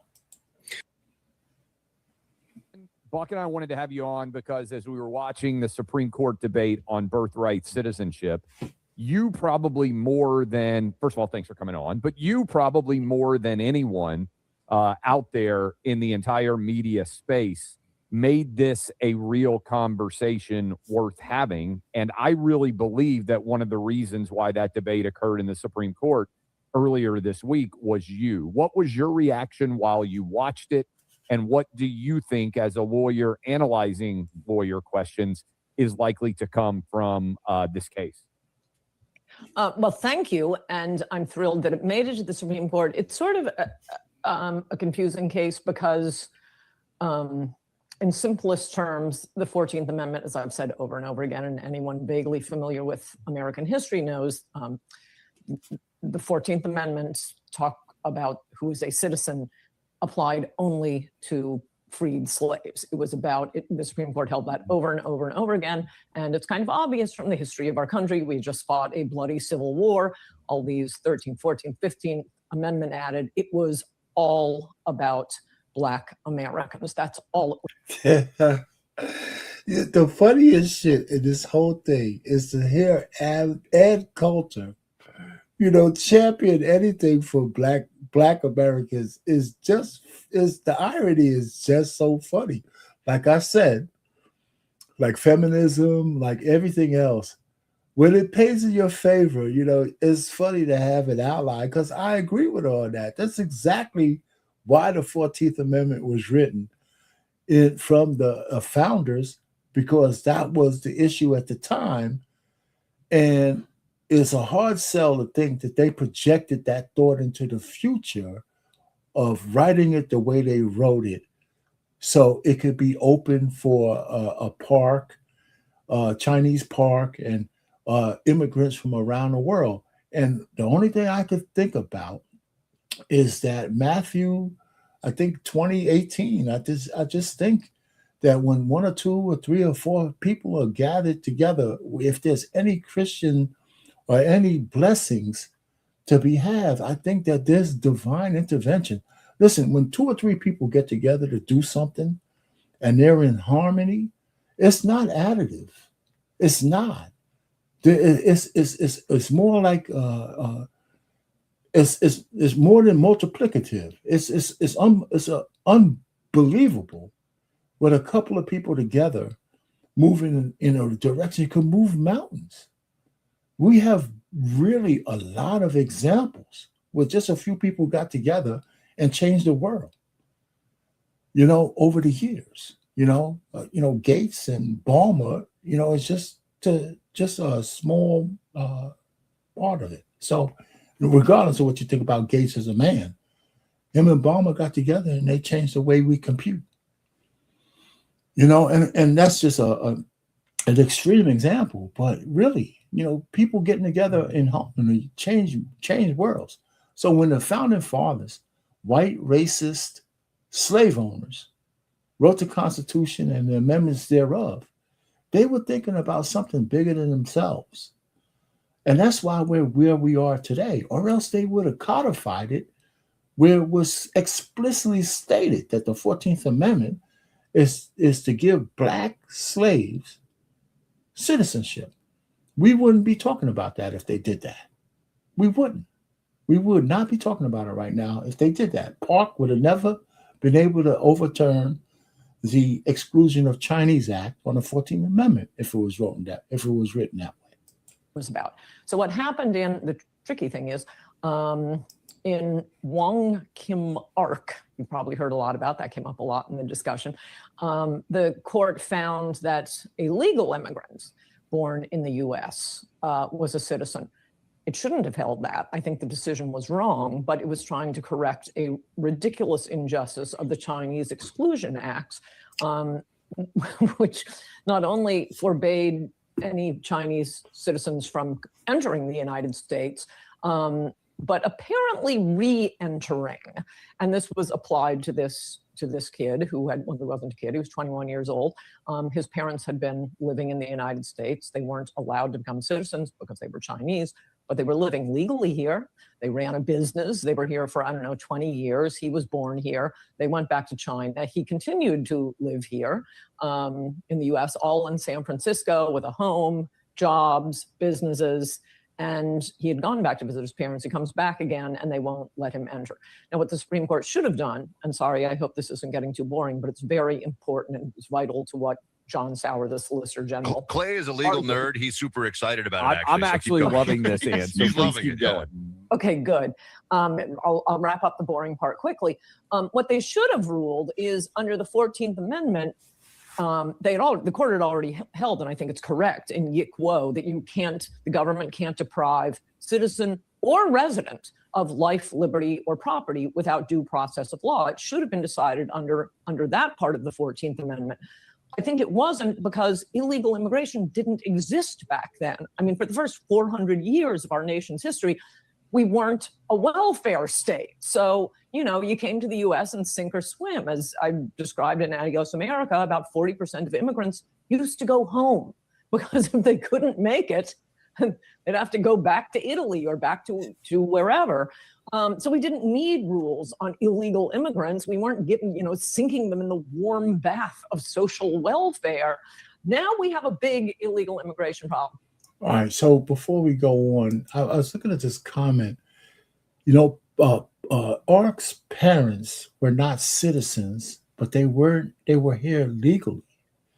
They couldn't become citizens because of the Exclusion of Chinese Act, but they had a business. They actually left him with some assets when they went back. So he had property. He had some property, real property, when he came back to fight for citizenship. And I think that gave him a standing because there's clauses in that saying that you wouldn't be deprived of liberty, life, liberty, or property. So even though he wasn't a citizen, how did they deal with the fact that he had property that was left to him by his parents who were not here illegally, but they weren't citizens? So it left the Supreme Court. The fact that it actually got to the Supreme Court is a miracle in itself, by the way. You know what I'm saying? Because back then, white people, we got to face, they didn't really suffer any fools. If you got your shit up to the Supreme Court and you weren't white, that was a big deal. Because, they could have just offed his ass and have done with it. And we wouldn't be talking about him. That was 1898. You know, there was orphan people left and right, and you know nobody would have been no wiser. Yeah, he killed the president in the 1800s, right? So anyway, so I'm just saying that these are the kind of things that that if you're, I'm not saying I'm a student of history, but if you could look at some of these things unemotional, forgive my rants earlier, that this is a great civics lesson of what's going on and how one branch of the government to the other branch, how we play and how to, this is a testament to, and I know people don't like this because people hate America these days. This is a testament of how great our system, our government system is, not the people who are playing in it, but the way it's set up, right? The way it's set up, because if it wasn't set up this way, it would have crashed and burned a long time ago. And Trump is not the arbiter of that, by the way. He's just a man who you put the mantle on as the executive chief, the chief operating officer, and he's testing the boundaries of the American Constitution, which is, to me, okay. He's got to win in order to do the shit that he wants to do, but it has to pass through the judiciary, has to pass through Congress, it has to pass through. He could write 1,000 executive orders. They can't really be implemented, unless they get codified. Really, people are ignoring some of them outright, and he has too much shit going on to even notice. So I just think that we get blown out of things. So let's hear some more of Ann Coulter. I haven't seen her in a while. Age is catching up with her, but she's still got that flowy blonde hair. I was wondering why Sauer was talking so much about domicile, and clearly what he was doing, and I think the case is clear, and I think he's right. You read through Wong Art Kim, and although the court was saying, well, he's a citizen, instead of saying he's a resident and you've taken his property. I mean, he has some property, he's paying rent, he has a bicycle, he has a coffee machine, he has clothes that he left here, he's lived here his whole life. What they were really distinguishing between is what I think we all want to distinguish between: legal immigrants and illegal immigrants. They didn't think of it back then because nobody talked about illegal immigrants. There were no illegal immigrants. But domicile is basically the same thing as legal immigrants. And luckily, blue states, with all the residents fleeing to cheaper tax jurisdictions, they have very strict laws about what constitutes a domicile. But you have to be living legally, obeying laws. You can have done nothing to disturb your allegiance to our country. Well, off the top of my head, illegal aliens have broken our laws by coming in illegally, residing illegally, often using illegal social security cards, to say nothing of, rape, DUIs, running drug cartels. Are they using fake IDs? So let's kind of make a distinction, right? When you come into the United States illegally, you break a law. The very first time you do is Section 8, something, I think it's 1365, whatever. It's a misdemeanor. However, the sanctuary states and cities don't recognize that particular crime. They never ask for it. If you get stopped at the border by a government CBD, the Border Control Patrol, or an ICE agent, they're going to deport you immediately because you're not here under any asylum. You broke the law. And so the problem between states and federal government is that the sanctuary states don't recognize that as a crime they're going to actually identify and adjudicate. Okay, in the red states, they do. They'll find it illegal. If they ask the question, they find somebody's illegal, whether they committed one of the heinous crimes she talked about, deletion, this, that, and other thing, SA, and all that other stuff. They don't need that. As soon as they know you're illegal, they'll identify, or they'll talk to their ICE agents that they're in collaboration. Hey, we got one. This guy is illegal. Will you come get him and get him the hell out of our city? In the blue states, they don't do that. That's where the consternation comes from. That's the reason why the two people in Minnesota got killed, because the governor and the mayor put batteries in their back for them to act like assholes. And they put themselves in harm's way. Now, should they have died? No. I think the agents kind of overreacted, especially against a woman. But the other guy carried a gun to obstruction, and the agent who fired his gun into the ground should get fired, if you ask me. But these guys, they weren't innocent. Did they deserve to die? No, but they weren't innocent. And it wasn't the federal government who is solely responsible for their demise. It was the mayor and Walls who set their own citizenry up to turn into insurgents against the federal government. And I don't give a shit who doesn't like it. That's what I saw. They're allegedly living in the shadows. Okay, that is not allegiance to our country. So the domicile argument is just a synonym for legal versus illegal. How did the children of illegal aliens ever get alleged citizenship in the first place? Well, the court has never held that. The Congress has never passed such a law. It was, as I describe in a chapter in Adios America, Justice Brennan gave us anchor babies. It was a footnote in a Justice William Brennan, lunatic liberal on the Supreme Court, in I think it was a 1983 case. It was a very recent case. I keep watching MSNBC and reading the New York Times, and they act like it goes back to the Mayflower. If you're born on U.S. soil, oh no. Justice Brennan made it up out of whole cloth in 1982 in Plyler v. Doe. It was dicta, meaning, as you know, Clay, no legal bearing. No other justice signed on to it. He dropped a footnote saying, I see no difference in legal and illegal immigrants. Well, there's the difference that one's legal and one's illegal. There's kind of a big difference. So that's really what we're driving at. And that's part of the reason I've been very insistent that we call the children of illegal aliens anchor babies. This isn't about birthright citizenship, which every headline calls it. Birthright citizenship is the child born to legal immigrants living here with our consent. We have invited them. I mean, I think we've invited way too many. Nonetheless, they are here legally. Children born on U.S. soil to legal immigrants are a completely different category from, an 8-month pregnant Mexican who runs across the border. Citizenship shouldn't be a game of Red Rover, I beat you. I hid from Border Patrol and dropped away, baby. Ha, ha, ha. You can't do anything. Listen, is she right or not? I think she's absolutely correct. She's right. Now, that's not how I felt before, but I never looked at it from that distinction.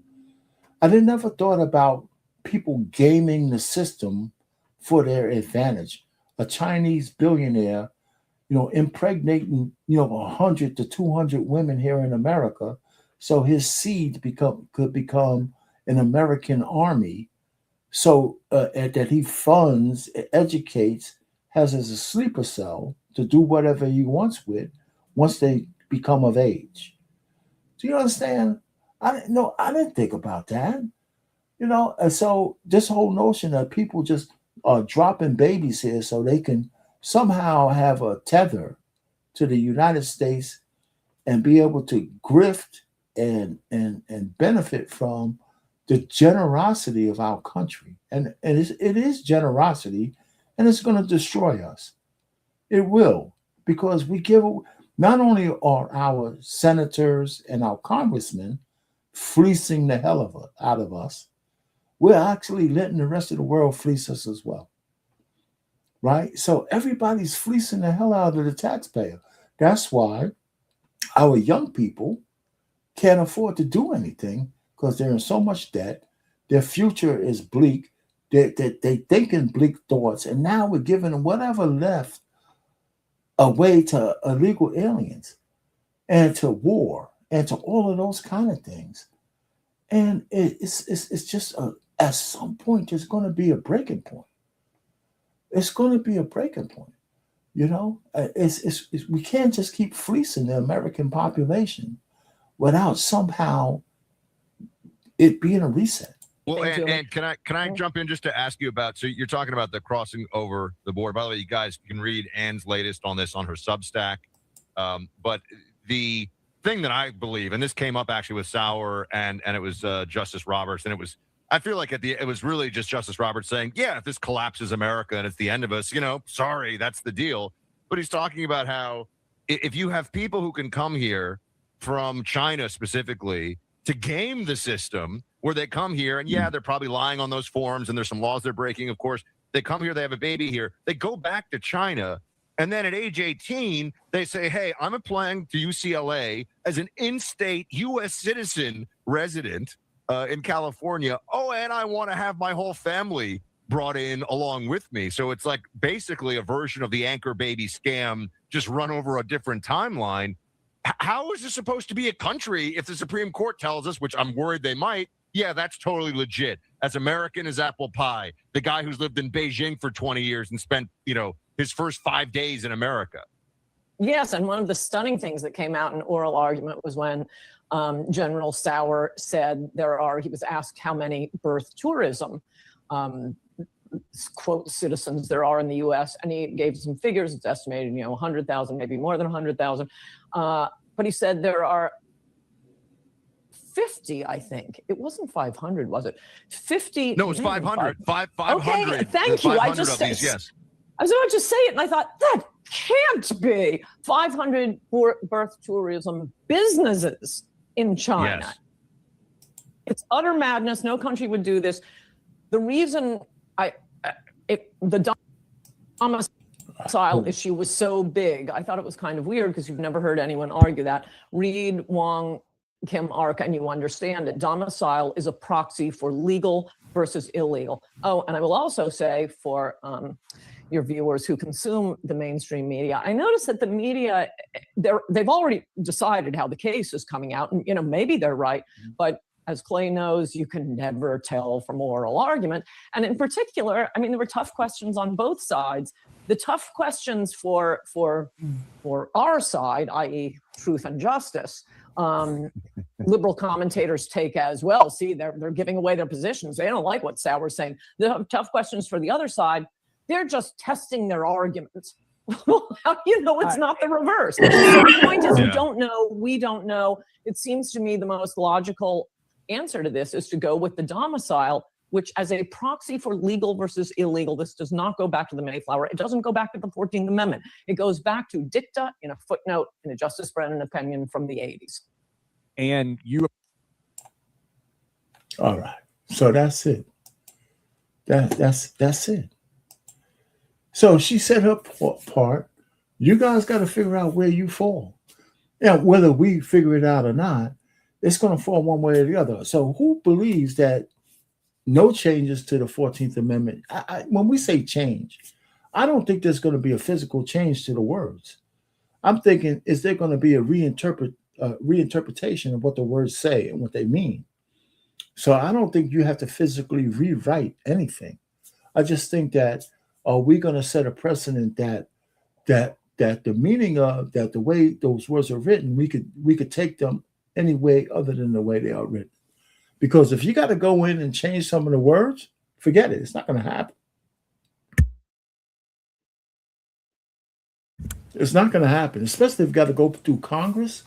Because we've already figured out that our Congress is worthless for the most part. They're shiftless beings who are just sucking us dry. They hate Americans. And I don't care if you're Republican or Democrat. None of them are working in our best interest. They're working in their own best interest. We need term limits. We need to stop insider trading. We need to do a few things. We need to say if they shut down the government, it should apply to them as well. They should lose checks. So listen, we're in such dire straits as a country because of the government that we allowed to grow and fester out of our two-party system. And we're in big trouble. You guys are in big trouble.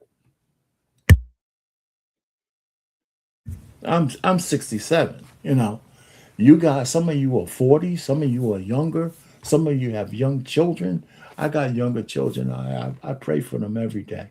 They're grown, but They're still, a lot younger than I am, and I want them to have the best. But if I don't know how much we can sustain, and we said this, I've said this now. Somebody said this 10 years ago. Somebody probably said it 40 years ago. But we got to know that we're coming to a breaking point. We just do, and we can't even buffer the people who are legalized American citizens. And if we have another time where another 20 million people are allowed to come over the border unvetted, and we have to pay for them in sanctuary states and sanctuary cities, and they're having babies, they're having more babies than Americans are. White Americans are not having babies. Black Americans are not having babies, even though we have a baby mama problem. They're deleting more babies than anybody else. So the deletion rates are up, So, and then when the other people come over, they're putting out 5 and 6 and 10 kids. So listen, I'm telling you, I don't, so we're in for it. You guys are in for it. Anyway, I just wanted to, kind of change it up as it talk about men and women and all this kind of stuff. Birthright citizenship is front and center. It's something that's going to be decided. You guys tell me what you think is going to happen. I have a feeling that the Supreme Court is going to punt. I have a feeling they're going to punt. If they do anything that sends it back down to lower courts, if they do anything that says it needs to be sent back down to Congress, they might as well have punted because nothing's going to happen, right? What does that mean to Trump? He'll go on to something new, right?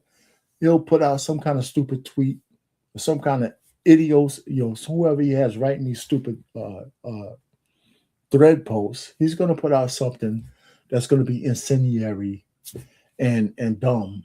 And I think we're pretty much numb to it now. But it's going to happen. He's going to curse the Supreme Court if he doesn't get his way, blah, blah, blah. Kind of like a petulant child. And I think he's going through the swing, right? You're a little kid, 5, 6 years old. You're petulant. You get a point where you mature. And now when you're 75 and 80, you turn back into the same petulant child you used to be. And, it's unfortunate because he's blown it for the J.D. Vances and the Marco Rubios and all those kind of guys who probably could be good leaders if he doesn't blow all the GOP progress out of the window with his stupidity. You know what I'm saying? Really, I got to say that. I want to leave Trump alone. But he's got to stop. He's got to shut up. He's got to shut up. I do. I want the GOP to have a chance to make our country conservative, because through the conservative party and through the conservative thought, we might get certain things back, like Christianity, like shame, like the governors that govern things that matter that you could build on. Family and stuff like that. We're not going to get that if we go down this communist path that New York is already lost. California is already lost. If they need that California governor to be a Republican, they have some hope there, but they got those super majorities that are very scary. They do a lot of stupid things. So anyway, thank you, Catelia, and everybody else who popped up. And I appreciate you guys coming in and being in the chat. I didn't know what I was going to expect talking about this particular subject. Sometimes it's good to have people come up and we have a panel.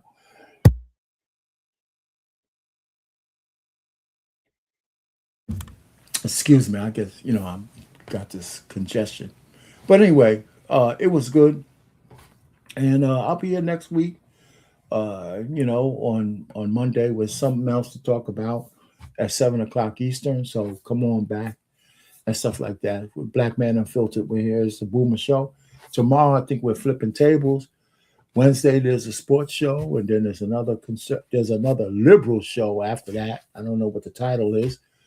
And there might be something else on Friday. Every so often we do a barbershop. We haven't had one in a little while, but maybe it'll come back. And just stay tuned to the Black Man Unfiltered network. If you want to come over for political commentary on my channel, Marriage, Politics, and Sports, I do a lot of political reactions to the president, to Caroline Levitt, to whoever else is over there. So you can come back and check me out over there. And so there you go. So you know what? On this channel, we don't have an outro anymore. I don't know. On the Black Man Unfiltered, he used to have a nice outro.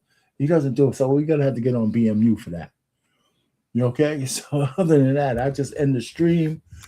And the next time, maybe the next live we do Cotillia, we'll have something to play. Anyway, let me get out of here and have a good night, everybody. I'm gonna go kiss the wife, tell her I'm still here and all that kind of stuff. See her smile and say, "Oh man, I'm happy of my husband," that kind of shit. I'll see you guys later. All right, have a good evening, everyone.